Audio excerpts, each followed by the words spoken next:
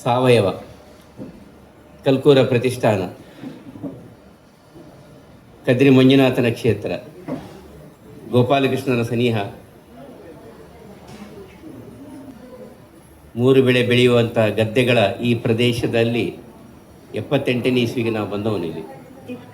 ಆ ಸಂದರ್ಭದಲ್ಲಿ ಕಂಬಳ ನಡೀತಾ ಇತ್ತು. ನಮ್ಮಿತ್ರ ನವನಿ ಶೆಟ್ಟಿಯವರ ತಂದೆ ಕದ್ರಿ ಕಂಬಳ ಗೊತ್ತು, ಬಾಲಕ ಶೆಟ್ಟರು ಸಂಜೆ ಆಗುವಾಗ ಕೂತ್ಕೊಂಡು ಬಾಯಲ್ಲಿ ಬೀಡ ಹಾಕಿಕೊಂಡು ಕುಮಾರವ್ಯಾಸ ಭಾರತ ಓದ್ತಾ ಇದ್ದರು. ಬೆಳಿಗ್ಗೆ ತೋಟಕ್ಕೆ ಹೋಗೋದರ ಜೊತೆಗೆ ಮಾರ್ಗಗಳಿದ್ದದೆಲ್ಲ ಅವಾಗ ಲೇನ್, ವ್ಯಾಸರಾವ್ ಲೇನ್, ಅದು ಓಣಿಗಳಾಗಿತ್ತು. ಇಲ್ಲಿ ತುಂಬ ಹಿಂದೆ ಏನಲ್ಲ, ಇದು ಎಲ್ಲವೂ ಶುದ್ಧವಾಗಿತ್ತು, ಎಲ್ಲ ಅನುಕೂಲತೆಗಳು ಇತ್ತು, ನಗರದ ಮಧ್ಯದಲ್ಲೂ ಇತ್ತು, ಗ್ರಾಮಾಂತರದ ಒಂದು ಅನುಭವವೂ ಇತ್ತು, ಎಲ್ಲವೂ ಲಭ್ಯವಿತ್ತು, ವಿದ್ಯಾಸಂಸ್ಥೆಗಳಿಂದ ಹಿಡಿದು ಆಸ್ಪತ್ರೆಗಳಿಂದ ಎಲ್ಲವೂ. ಸಂಪೂರ್ಣ ತೆಂಗಿನ ತೋಟಗಳ ಪ್ರದೇಶ ಇವತ್ತು ಕೊಕೊನೆಟ್ ಗಾರ್ಡನ್ ಹೋಗಿ ಕಾಂಕ್ರೀಟ್ ಗಾರ್ಡನ್ ಆಗಿದೆ, ಅಭಿವೃದ್ಧಿ, ಕಾಂಕ್ರೀಟ್ ರಸ್ತೆ ಆಗಿದೆ. ಮನೆ ಸುತ್ತಮುತ್ತ ಇದ್ದಂತಹ ಮಾವಿನ ಮರವೋ ಹಲಸಿನ ಮರವೋ ಅನಿವಾರ್ಯವೋ ಮತ್ತು ಕಾಲಧರ್ಮವೋ ಅಥವಾ ನಮ್ಮ ಮನೋಸ್ಥಿತಿಯೋ ಗೊತ್ತಿಲ್ಲ, ಅದು ಕಾಣೆಯಾಗಿದೆ. ನಮ್ಮ ಹಿಂದಿನ ಜೀವನ ಧರ್ಮದಲ್ಲಿದ್ದಂಥ ಕಾಕೆ ಸೊಪ್ಪು, ಎಲಿಕವಿ ಸೊಪ್ಪು, ಗರ್ಗ ಅಥವಾ ಒಳ್ಳೆ ಕೊಡಿ ಕಷಾಯ, ಹೀಗೆ ಇಲ್ಲ ಎಲ್ಲಿ ತನಕ ಅಂತೇಳಿದರೆ ಸಂಬರಬಳ್ಳಿ ಮತ್ತು ವೀಳ್ಯದೆಲೆ ಯಾವುದು ಅಂತ ಹುಡುಕುವಂಥ ಪರಿಸ್ಥಿತಿಯು ಬಂದಿದೆ ಇವತ್ತು. ಆದರೆ ಇವತ್ತು ನಮ್ಮ ಬದುಕಿನಲ್ಲಿ ಅದು ಇದೆ. ಇದೆಲ್ಲದರ ಒಂದು ಪುನರುತ್ಥಾನದ ಒಂದು ಚಿಂತನೆ. ಆವಾಗ ನಾವು ಈ ಭ್ರಮಾಲೋಕದಿಂದ ಬಿಡುಗಡೆ ಆಗಲಿಕ್ಕೆ ಪ್ರತಿಷ್ಠಾನ ನಾವೆಲ್ಲ ಮಿತ್ರರು ಸೇರಿ ಆರಂಭ ಮಾಡಿದ್ದು ಕೃಷ್ಣವೇಷ ಸ್ಪರ್ಧೆ. ಮಕ್ಕಳಲ್ಲಿ ಕೃಷ್ಣ ಪ್ರಜ್ಞೆ, ಮಕ್ಕಳಲ್ಲಿ ಕೃಷ್ಣನನ್ನು ಕಾಣುವಂಥದ್ದು, ಮಕ್ಕಳಲ್ಲಿ ಮಾದಕತೆಯನ್ನು ಕಾಣುವಂಥದ್ದು ಅಲ್ಲ ಅಂತೇಳುವ ದೃಷ್ಟಿ. ಇದರ ಗೂಗಿ ಡ್ಯಾನ್ಸ್ ಹಾಕ್ಕೊಂಡು ಮಕ್ಕಳಲ್ಲಿ ಚೋರಿಕಿ ಪೀಚೆ ಕ್ಯಾ ಹೇ ಅಂತ ನಮ್ಮ ಹೆಣ್ಣುಮಕ್ಕಳನ್ನು ನಾವು ಡ್ಯಾನ್ಸ್ ಮಾಡಿ ನಾವು ಎದುರುಗಡೆ ಕೂತ್ಕೊಂಡು ಯಾವ ರೀತಿ ಅದನ್ನು ಅನುಭವಿಸುವಂಥದ್ದು, ಅಂದರೆ ಅದು ಬದಲಾವಣೆ. ಆದರೆ ಇವತ್ತದು ಎಲ್ಲ ಕಡೆಯಲ್ಲಿ ವ್ಯಾಪಿಸಿದೆ. ಮಕ್ಕಳು, ಜನರು ಅದನ್ನು ಅಪೇಕ್ಷೆ ಪಟ್ಟಿದ್ದಾರೆ. ಇವತ್ತು 43ನೇ 44ನೇ ವರ್ಷ ಕಥೆ ನಡೀತಾ ಇದೆ. ಅದೇ ರೀತಿಯ ನೆಲೆಯಲ್ಲಿ ನಾವು ಈ ಆಹಾರ ಪದ್ಧತಿಯ ಭ್ರಮೆ, ಆವಾಗ 10 ಬೆಳಿಗ್ಗೆ ಆಗುವಾಗ ಬಾಯಮ್ಮನವರು ಹೂ ತರ್ತಿದ್ರು ಮಾರಾಟಕ್ಕೆ ಮನೆ ಮನೆಗೆ, ಅಥವಾ ಸುತ್ತಮುತ್ತ ತರಕಾರಿ ಬೆಳೆದ ರೈತರು ಮನೆ ಮನೆಗೆ ಬುಟ್ಟಿಯಲ್ಲಿ ಹಿಡ್ಕೊಂಡು ಬರ್ತಾಯಿದ್ರು. ಮಾಂಸಾಹಾರ ವ್ಯವಸ್ಥೆಯಲ್ಲಾಗಲಿ, ಮೀನಾಗಲಿ, ಮರುವಾಯಿ ಆಗಲಿ, ಇದರ ಬೋಡೆ ಅಂತ ಬರ್ತಾಯಿತ್ತು. ಇದೆಲ್ಲ ಇದ್ದದ್ದು ನೆನಪುಗಳು ಇದೇ ಸ್ಥಳದಲ್ಲಿ, ನಾನು ದೂರ ಹೋಗಲಿ ಬೇಡ. ಅಂದರೆ ಆವಾಗ ಭ್ರಮೆಗಳ ಆರಂಭ ಆಯಿತು. ದೊಡ್ಡ ದೊಡ್ಡ ಮಾಲ್ಗಳಲ್ಲ, ಆವಾಗ ಡಿಪಾರ್ಟ್ಮೆಂಟಲ್ ಸ್ಟೋರ್ಗಳು. ಪ್ಯಾಕ್ಡ್ ಫುಡ್ ಮಾತ್ರ ಬೇಕು ಅಂತ ಅನಿಸಿತು. ಅದು ಚಕ ಹೊಡಿಬೇಕು, ಒಡೆಮೊಟ್ಟ ಬಣ್ಣ ಕುಕ್ಕುದ ಮಿತ್ತು ಬೈತ ಎಸಳಿತ್ತಂಡಲ್ಲ, ಹೌದು ಗಲೀಜು ಅಂತ. ನಿಜವಾಗಿ ಹುಲ್ಲಿನಲ್ಲಿ ಅದು ಮಾವು ಹಣ್ಣಾಗಬೇಕು. ಅಂದರೆ ನಾವು ಅದರ ಆ ಜ್ಞಾನ ಕಳ್ಕೊಂಡಿದ್ದೇವೋ ಅಥವಾ ಭ್ರಮೆಗಳು. ಆವಾಗ ನಾವೇ ಹೀಗೆ ಯೋಚನೆ ಮಾಡಿ ನಮ್ಮಲ್ಲಿ ಆರಂಭ ಮಾಡಿದ್ವಿ. ಅಂದರೆ ಇದು ಸುತ್ತಮುತ್ತ ಎಲ್ಲ ವೈದ್ಯರುಗಳು, ಡಾಕ್ಟರ್ಗಳಂಥ ಏರಿಯಾ, ಇದು ಆಸ್ಪತ್ರೆಗಳ ಏರಿಯಾ, ದೊಡ್ಡ ದೊಡ್ಡ ಉದ್ಯಮಪತಿಗಳ ಏರಿಯಾ. ಆ ಭ್ರಮೆ ನನ್ನ ಮನೆಯಲ್ಲೂ ಇದ್ದಂಥ ಭ್ರಮೆಯನ್ನು ಅದು ಹೋಗಲಾಡಿಸೋ ದೃಷ್ಟಿಯಿಂದ ಕೆಚ್ಚಲಲ್ಲಿ ನಮ್ಮ ಎದುರಲ್ಲಿ ಕರೆದಂಥ ದನದ ಹಾಲು ನಮಗೆ ಗಲೀಜು ಕಾಣುತ್ತಿತ್ತು. ಪ್ಯಾಕೆಟಲ್ಲಿ ಬಂದ ದನದ ಹಾಲು ಅದು ಬಹಳ ಆರೋಗ್ಯಕರ ಅಂತ ಈ ಭ್ರಮೆ. ನಾವು ಕೆಚ್ಚಲಿಗೆ ಬಾಯಿ ಕೊಟ್ಟದ್ದು ಕೃಷ್ಣನ ಕಥೆ ಕೇಳಿದೆವು ನಾವು. ಕಲ್ಕೂರರ ಮನೆ ಅಂಗಳದಲ್ಲಿ ಸಾವಯವ ಸಂತೆ ಅಂತೇಳುವ ಚಿಂತನೆ ನಾವು ಆರಂಭ ಮಾಡಿದೆವು. ಸ್ಪಂದನ ಬಂತದ್ದು, ವಿಷಮುಕ್ತವಾದದ್ದು, ಯಾವುದೇ ಟ್ರೇಡರ್ಸ್ ಇದ್ದು ಯಾವುದೇ ಬ್ರ್ಯಾಂಡೆಡ್ ಅಲ್ಲ ಅದು. ಅದು ಮುಂದುವರಿತ ಇವತ್ತು ಸಾವಯವ ಬಳಗ ಅಂತೇಳಿ ನಾವು ದೊಡ್ಡ ಪ್ರತಿ ಆದಿತ್ಯವಾರ ನಡೀತದೆ. ಮಧ್ಯಂತರದಲ್ಲಿ ಮಾವು ಹಲಸು ಮೇಳ ಅಂತ ಮೌಲ್ಯವರ್ಧನ, ನಮ್ಮ ಪ್ರಾದೇಶಿಕವಾದಂಥ ಬೆಳೆದಂಥ ಆಹಾರ ವ್ಯವಸ್ಥೆಗಳಿಗೆ ಮೌಲ್ಯವರ್ಧನವಾಗಬೇಕು. ಬೆಲಕಾಯ್ದ ಒಂಜಿ ಸೇಡಿಡು ಒಂಜಿ ಕಂಡ ನಡೋಲಿಗೆ ಆತ ಶಕ್ತಿ ತನಿಗೆ ಪೆಲತ್ತರಿ ಅಂತ ಹೇಳುವಂಥದ್ದು. ಅದಕ್ಕೆ ಅಕ್ಕಿಯ ಸ್ಥಾನಮಾನ ಎಲ್ಲಿಯ ತನಕ ಅಂದರೆ ಅದರದ್ದು ಗೂಂಜಿ ಮತ್ತು ಅದರ ಮುಳ್ಳು ಬಿಟ್ಟರೆ, ಹಿಂದಿನದ್ದು ಬಿಟ್ಟರೆ ಅದರ ರೆಚ್ಚೆಯಲ್ಲಿ ಸಮೇತ ಪಲ್ಯ ಮಾಡಿ ತಿಂತಿದ್ದವರು ನಾವು. ಇದು ಎಲ್ಲರೂ, ನಾವು ಅಂತಲ್ಲ, ಎಲ್ಲರ ಮನೆಯಲ್ಲೂ. ಸಸ್ಯಾಹಾರ ಪದ್ಧತಿಯಲ್ಲಿ ಒಂದಾದರೆ, ಸ್ವಲ್ಪ ಮಾಂಸಾಹಾರ ಪದ್ಧತಿಯಲ್ಲಿ ಬೆಲಕಾಯ್ದ ಗುಜ್ಜದ ಗಸಿಕ್ ಮತ್ತು ಅದು ಕೋರಿ, ನಾನು ಸ್ವಾಮಿಗಳದೆಲ್ಲ ಹೇಳಿದ್ರು ಸರಿಯೋ ತಪ್ಪೋ ಗೊತ್ತಿಲ್ಲ, ಬದುಕಿನ ಒಂದು ಭಾಗ. ನಾವು ಅದನ್ನು ಅನುಭವಿಸೋರೆಲ್ಲ ಇದ್ದಾರಲ್ಲ. ಇದೆಲ್ಲವೂ ಇದ್ದದ್ದು ಆ ಭ್ರಮೆಯಿಂದಾಗಿ ಮಂಚೂರಿ ಅಥವಾ ಕಬಾಬು ಈ ಸ್ಥಿತಿಗೆ ಬಂತು. ಇವತ್ತು ಈ ಮೌಲ್ಯವರ್ಧನ ವ್ಯವಸ್ಥೆಯಲ್ಲಿ ಮಂಚೂರಿ ಕಬಾಬು ಸಮೇತ ಕಾಯಿ ಹಲಸಿನಲ್ಲಿ ಮಾಡಲಿಕ್ಕೆ ಆಗ್ತದಂತ ಹೇಳುವಂಥದ್ದು ಈಗ ಜನ ಅದನ್ನು ಸ್ವೀಕಾರ ಮಾಡಿದ್ದಾರೆ. ಇದೇ ಮೌಲ್ಯವರ್ಧನ, ಬೇರೇನಲ್ಲ. ಹಲಸಿನ ಸೋಳೆಗಳನ್ನು ಇಲ್ಲಿ ನೋಡಿ, ರಾಮನಗರದಿಂದ, ದೊಡ್ಡಬಳ್ಳಾಪುರದಿಂದ, ಅವರು ಎಲ್ಲ ಒಬ್ಬಳು ವಿದ್ಯಾವಂತೆ ಮಹಿಳೆ, ಅವಳು ಮನೆಯಲ್ಲಿ ತೋಟ ಮಾಡಿಕೊಂಡು ಬಂದಿದ್ದಾಳೆ ಇವತ್ತು ದಿನ ರಾತ್ರಿ. ಅಂದರೆ ಈ ಥರದ ಒಂದು ವಾತಾವರಣ ಸೃಷ್ಟಿ ಆಗ್ತಾ ಇದೆ. ಮರಳಿ ನಾವು ನಮ್ಮ ಸನಾತನ ಪದ್ಧತಿಗೆ, ಬದುಕಿಗೆ ಕಟ್ಟಿಕೊಳ್ಳಲಿಕ್ಕೆ ಒಂದು ಪ್ರಯತ್ನಗಳ ಒಂದು ಜಾಗೃತಿ ಆಗ್ತಾ ಇದೆ, ಇಲ್ಲ ಅಂತ ಹೇಳಲಿಕ್ಕಿಲ್ಲ. ಸಾವಯವ ಕೃಷಿ ಪದ್ಧತಿ ಅದು ವಿಷಮುಕ್ತವಾದಂಥ ಆಹಾರವನ್ನು ನಾವು ಸ್ವೀಕಾರ ಮಾಡಿದಾಗ ನಾವು ಹೇಳ್ತೇವೆ, ಪೆಲಕಾಯಿಗೆ ಎಂಚವು ವಿಷ ಪಾಡುವರು, ಪರಂದಿಗೆ ಎಂಚ ವಿಷ ಪಾಡುವರು. ಬಹಳ ಸುಲಭ. ವರ್ಷ ಇಡೀ ಹಲಸಿನ ಹಣ್ಣು ಹೇಗೆ ಸಿಗ್ತದೆ? ಸ್ಟೋರೇಜಿನಲ್ಲಿ ಇಟ್ಟ ಹಲಸೆಹಣ್ಣು ಕಂಟೈನರಲ್ಲಿ ಹಲಸಿನ ಹಣ್ಣನ್ನು ತುಂಬಿಸಿದ ನಂತರ ಅಡಿಯಲ್ಲಿ ಒಂದು ಟ್ಯಾಬ್ಲೆಟ್ ಇಡ್ತಾರೆ ಅಷ್ಟೇ. ಅದು ಬೆವರ್ತದೆ, ಬೆವರಿದಾಗ ಸ್ವೀಕಾರ ಮಾಡ್ತದೆ, ಖಂಡಿತ ಅದು ಕೊಳೆಯುವುದಿಲ್ಲ. ಇಲ್ಲದ ಮರಟು ಕೊಯ್ತೇನೆ ಪೆಲಕಾಯಿ, ಮರುದಿನ ನನಗೆ ಕಪ್ಪು ಬರ್ಬೋದು, ಅದು ಗಲೀಜು ಅಂತ, ಇದು ಶುದ್ಧ ಅಂತ. ಅದು ತಿಂದ ಕೂಡ ಆ್ಯಂಟಿಬಯೋಟಿಕ್ ತಗೊಂಡಾಗೆ ಆಗ್ತದೆ, ಮಾವಿನ ಹಣ್ಣು ಆಗಿದ್ದಾಗಿ. ಇದು ಜನ ಜಾಗೃತರಾಗ್ತಾ ಇದ್ದಾರೆ. ಆ ದೃಷ್ಟಿಯಿಂದ ನಾವು ರೈತರಿಗೆ ಪ್ರೋತ್ಸಾಹದ ದೃಷ್ಟಿಯಿಂದ ಅವರೆಲ್ಲರನ್ನು ಬರುವಂತೆ ನಾವಿಲ್ಲಿ ಕಳೆದ ಹಲವಾರು ವರ್ಷಗಳಿಂದ ಮಾಡ್ತಾ ಇದ್ದೇವೆ. ರೈತರು ದೂರದಿಂದ ಬರ್ತಾರೆ. ಪ್ರಾದೇಶಿಕ ಉತ್ಪನ್ನಗಳನ್ನು ತಯಾರು ಮಾಡುವಂಥದ್ದು ಕೋಟದಿಂದಲೋ, ಕೋಟೇಶ್ವರದಿಂದಲೋ, ಈ ಕಡೆ ಕಾಸರಗೋಡಿಂದೆಲ್ಲ ಬಂದು ಅವರು ಉತ್ಪನ್ನಗಳನ್ನು ಮಾರಾಟ ಮಾಡ್ತಾ ಇದ್ದಾರೆ, ತುಪ್ಪದಿಂದ ಹಿಡಿದು ಎಲ್ಲವನ್ನು. ಈ ಬಾರಿ ನಮ್ಮ ಶಾರದಾ ಆಯುರ್ವೇದದ ಕೌಂಟ್ರನ್ನು ನಾವು ಇಟ್ಟಿದ್ದೇವೆ, ಬೇರೆಯವರಿಗೂ ಅವಕಾಶ ಇದೆ. ಈ ಥರದ ಎಲ್ಲ ಒಂದು ಜಾಗೃತ ವ್ಯವಸ್ಥೆಗೆ ಅವಕಾಶ ನನ್ನ ದೃಷ್ಟಿಯಿಂದ ಅಥವಾ ನಮ್ಮ ಎಲ್ಲ ಮಿತ್ರರ ದೃಷ್ಟಿಯಿಂದ ನಾನು ಸ್ವಾಮಿಗಳ ಹತ್ರ ಹೇಳಿದೆ, ನಾವು ಚಂಡಿಕಾ ಹೋಮ ಮಾಡೋದು ಒಂದೇ, ಇದನ್ನು ಕಾರ್ಯಕ್ರಮ ಮಾಡೋದು ಒಂದೇ. ದೇವರಿಗೆ ಸಮರ್ಪಣೆ, ಮಂಜುನಾಥನಿಗೆ ಸಮರ್ಪಣೆ, ಕೃಷ್ಣನಿಗೆ ಸಮರ್ಪಣೆ. ನಮ್ಮ ಈ ಕಾರ್ಯಕ್ರಮ ನಮ್ಗೆ ಯಾರಿಗೂ ಸ್ವಾರ್ಥ ಇಲ್ಲ. ಬಂದಂಥ ಯಾವುದೇ ರೈತರಿಗೆ ನಾವು ಯಾವುದೇ ಟೇಬಲಿಗೆ ಚಾರ್ಜ್ ಅಂತ ತಗೊಳ್ಳೋದಿಲ್ಲ. ದುಡ್ಡು ಉಂಟಂತಲ್ಲ, ನಮಗೆ ಇದೊಂದು ಹವ್ಯಾಸ. ಒಬ್ಬೊಬ್ಬರಿಗೆ ಒಂದೊಂದು ಹವ್ಯಾಸ. ಕೆಲವರಿಗೆ ಬೇರೆ ದೊಡ್ಡ ದೊಡ್ಡ ಹೋಟೆಲ್ಗಳಲ್ಲಿ ಪಾರ್ಟಿ ಕೊಡೋ ಹವ್ಯಾಸ ಇದೆ, ನಮಗೆ ಈ ಹವ್ಯಾಸ ಅಷ್ಟೇ. ಚಂಡಿಕಾ ಹೋಮ ಆದ ನಂತರ ಕೆಳಗೆ ಯಜ್ಞ ಆದರೆ ನಮ್ಮಲ್ಲಿ ಬ್ರಾಹ್ಮಣರ ಒಂದು ಪದ್ಧತಿ ಇದೆ, ಹಸ್ತೋದಕ್ಕಾಗಬೇಕಲ್ವ ಅಂತ.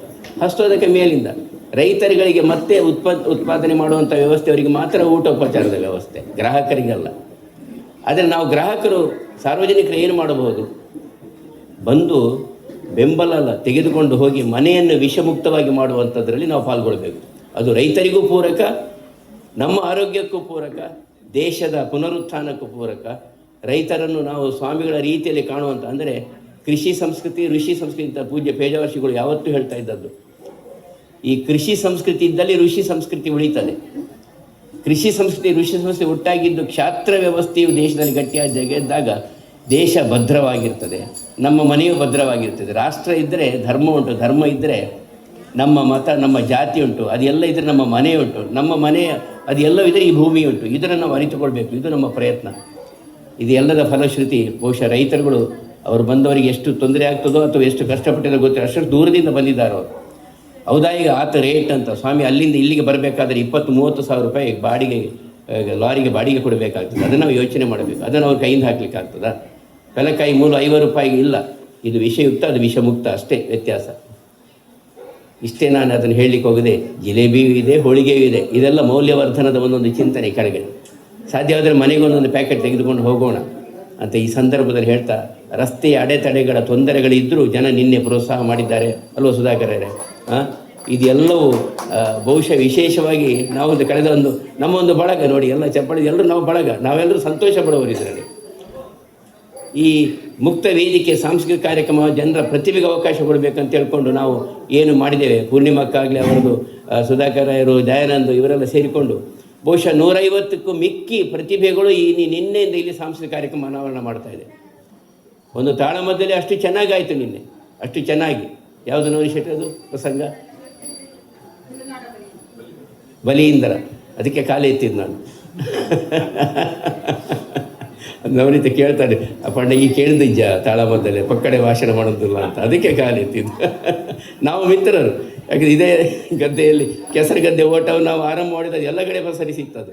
ನಮ್ಮಲ್ಲಿ ಅನಿವಾರ್ಯ ನಗರ ಅಭಿವೃದ್ಧಿ ಆಗ ಅದರಿಂದ ಕೈದಾಯಿತು ಅಷ್ಟೇ. ರಾತ್ರಿ ಒಂದು ಪ್ರಹಸನ ಇದಿತ್ತು, ವಾಚನ ಪ್ರವಚನ, ಬಹಳ ಖುಷಿ ಆಯ್ತದೆ. ಕೃಷ್ಣದೇವರ ಇದು ಕಾಣ್ತದೆ. ರಾಮ ಧಾನ್ಯ ಚರಿತ ಅಂತ ಯಾರೋ ಹೇಳಿದರು. ಅದು ಬರೆದ ತಪ್ಪುಂಟು. ಪೂರ್ಣಿಮಕ್ಕನಿಗೆ, ದಯಾನಂದಿಗೆ, ನಮ್ಮದು ಪಶುಪತಿಗೆ ಆಫೀಸಲ್ಲಿ ಗಲಾಟೆ. ರಾಮಧಾನ್ಯ ಹೆಂಚಾಪುಂಡು ಅವರು ಅಲ್ಲ, ಧಾನ್ಯ ಹೆಂಚಾಪುಂಡು ಅಂತ. ರಾಮಧಾನ್ಯ ಅತ್ತ, ಧ್ಯಾನ ಅತ್ತ ಅಂತ. ರಾಮ ಧ್ಯಾನವೂ ಹೌದು, ರಾಮಧಾನ್ಯವೂ ಹೌದು. ಆದರೆ ಕನಕದಾಸ ರಾಗಿ ಮತ್ತು ಆ ಭತ್ತದ ನಡುವಿನ ಒಂದು ಚಿಂತನೆಯ ಒಂದು ಪ್ರಹಸನ, ಅದು ಎಷ್ಟು ಚೆನ್ನಾಗಿ ಬಂತದು. ಅದಕ್ಕೆ ಕನಕ ಅಂದರೆ ಉಡುಪಿ, ನಮ್ಮ ಈ ತುಳುನಾಡು ಕನಕದಾಸರ ನೆಲೆಯಲ್ಲಿ ಮೂರ್ತಿಗಳನ್ನು ಹೊರಗಡೆ ಸ್ಥಾಪನೆ ಮಾಡಿದರೆ ನಮ್ಮ ಮನೆಯ ತಾಳದಲ್ಲಿ ಕನಕನ ಕೀರ್ತನೆಗಳಿದೆ, ಉಡುಪಿಯ ಕೃಷ್ಣ ಮಠದ ಒಳಗೆ ಇದೆ. ಇದು ನಮ್ಮ ತುಳುನಾಡಿನ ಸಂಸ್ಕೃತಿ. ಈ ದೃಷ್ಟಿಯಿಂದ ಇವತ್ತು ನಿನ್ನೆ ಸ್ವಾಮಿ ಜಿತಕಾಮಾನಂದಜಿಯವರು ರಾಮಕೃಷ್ಣ ಆಶ್ರಮ ಸ್ವಾಮಿಗಳು ಬಂದರು, ಡಾಕ್ಟರ್ ಸೊರಕೆಯವರು ಬಂದಿದ್ದರು. ನಿನ್ನೆ ಒಳ್ಳೆಯ ರೀತಿಯಲ್ಲಿ ಪುನರೂರೆಲ್ಲ ಇದು ಉದ್ಘಾಟನೆಯಲ್ಲಾಗಿ ಚೆನ್ನಾಗಿ ನಡೆದಿದೆ.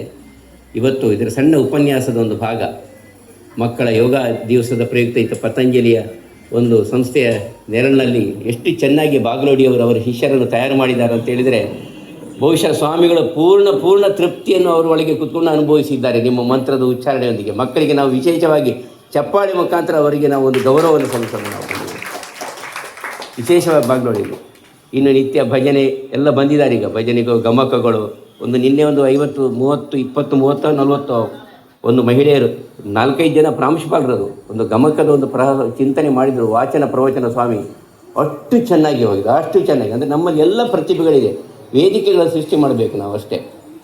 ಇವತ್ತು ಡಾಕ್ಟರ್ ಅಂಚನ್ನವರು, ಅವರಿಗೆ ತಡವಾಗ್ತದೆ, ನಾನು ಶ್ರೀಗಳ ಬಗ್ಗೆ ನಾನು ಮತ್ತೆ ಮಾತಾಡ್ತೇನೆ. ಅವರ ಪಾದ ಪೂಜೆ ಎಲ್ಲ ಆಗಿ ನಾವು ಗೌರವಿಸಿ ಆಯಿತು.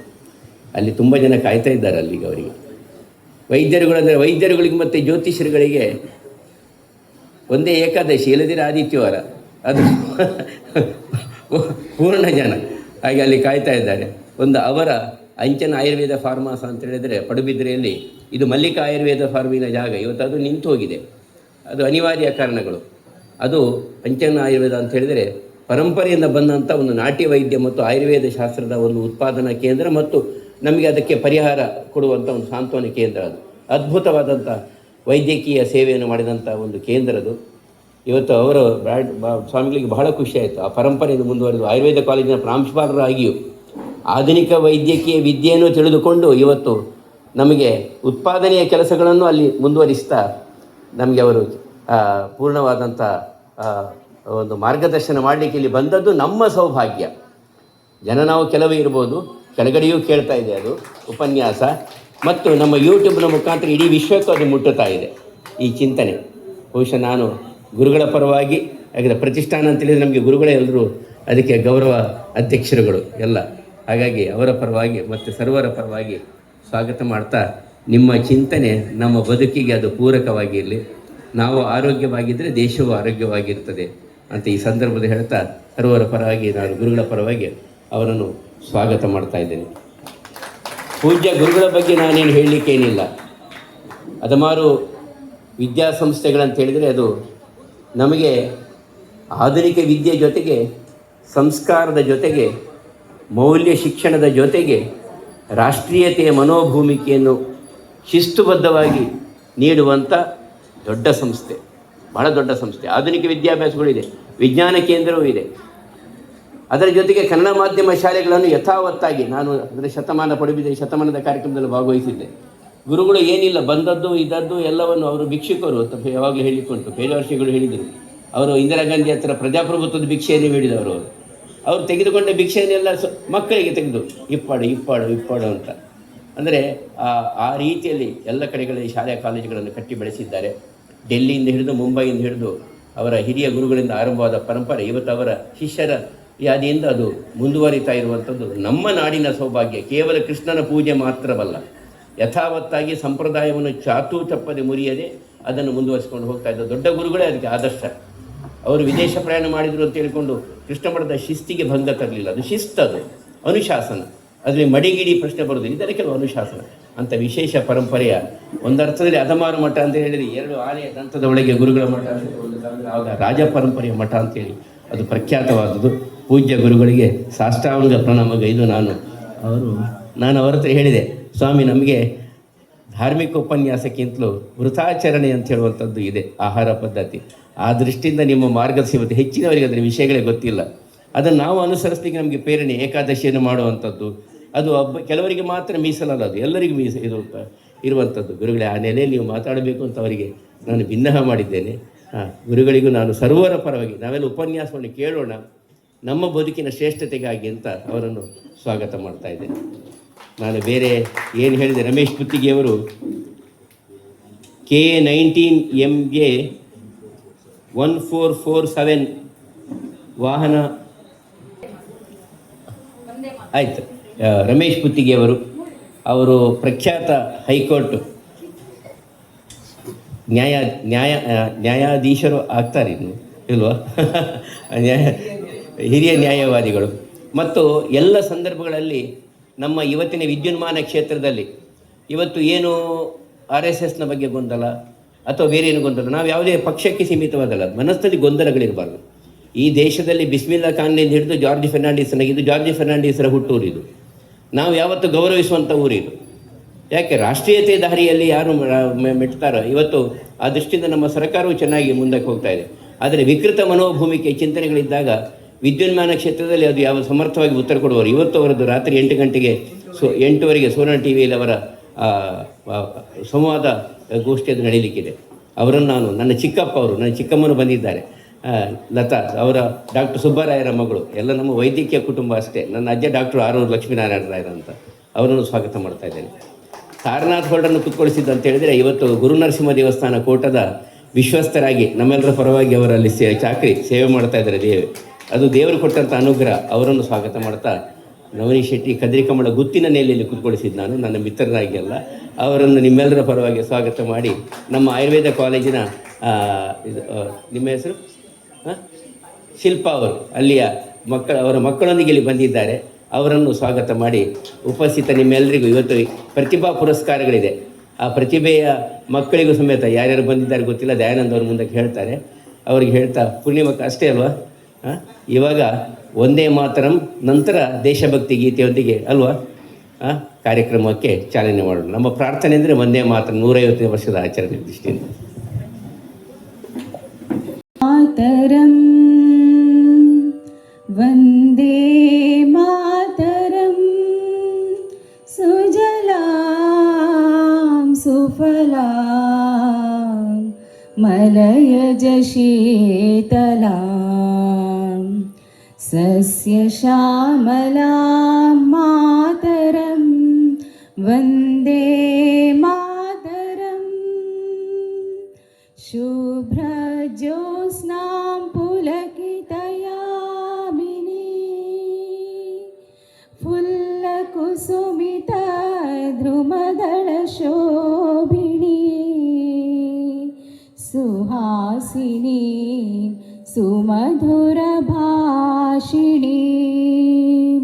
ಸುಖದಾಂ ವರದಾಂ ಮಾತರಂ ವಂದೇ ಮಾತರಂ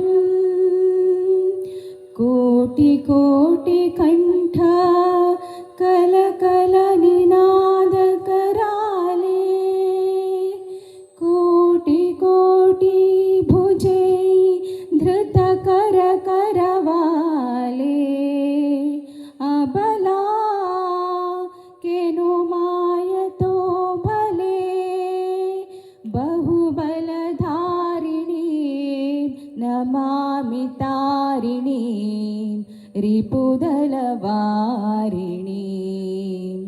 ಮಾತರಂ ವಂದೇ ಮಾತರಂ ತುಮಿ ವಿದ್ಯಾ ತುಮಿ ಧರ್ಮ ತುಮಿ ಹೃದಿ ತುಮಿ ಮರ್ಮ ತ್ವಂ ಹಿ ಪ್ರಾಣ ಶರೀರೇ ಬಾಹುತೆ ತುಮಿ ಮಾ ಶಕ್ತಿ ಹೃದಯೇ ತುಮಿ ಮಾ ಭಕ್ತಿ ತೋಮಾರಹಿ ಪ್ರತಿಮಾ ಗಡಿ ಮಂದಿರೇ ಮಂದಿರೇ ವಂದೇ ಮಾತರಂ ತ್ವಂ ಹಿ ದುರ್ಗಾ ದಶ ಪ್ರಹರಣಧಾರಿಣೀ ಕಮಲಾ ಕಮಲದಲ ವಿಹಾರಿಣೀ ವಾಣಿ ವಿದ್ಯಾದಾಯಿಣೀ ನಮಾಮಿ ತ್ವಾಂ ನಮಾಮಿ ಕಮಲಾಂ ಅಮಲಾಂ ಅಥುಲಾಂ ಸುಜಲಾಂ ಸುಫಲಾಂ ಮಾತರಂ ವಂದೇ ವಂದೇ ಮಾತರಂ.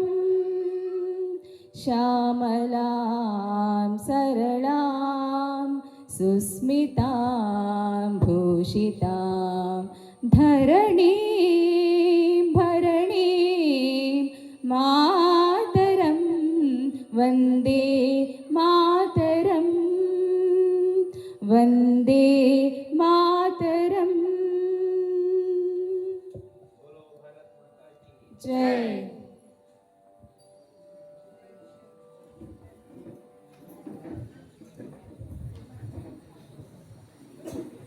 ಡಾಕ್ಟರ್ ಅಂಚನ್ ಅವರು ತಮ್ಮ ವಿಚಾರವನ್ನು ನಮ್ಮ ಮುಂದೆ ಹರಿಸ್ತಾರೆ ಮತ್ತು ಶ್ರೀಗಳಿಂದ ಅನುಗ್ರಹ ಸಂದೇಶ ನಮ್ಮ ಆರೋಗ್ಯದ, ನಮ್ಮ ರಾಷ್ಟ್ರದ ಆರೋಗ್ಯದ ನೆಲೆಯಲ್ಲಿ.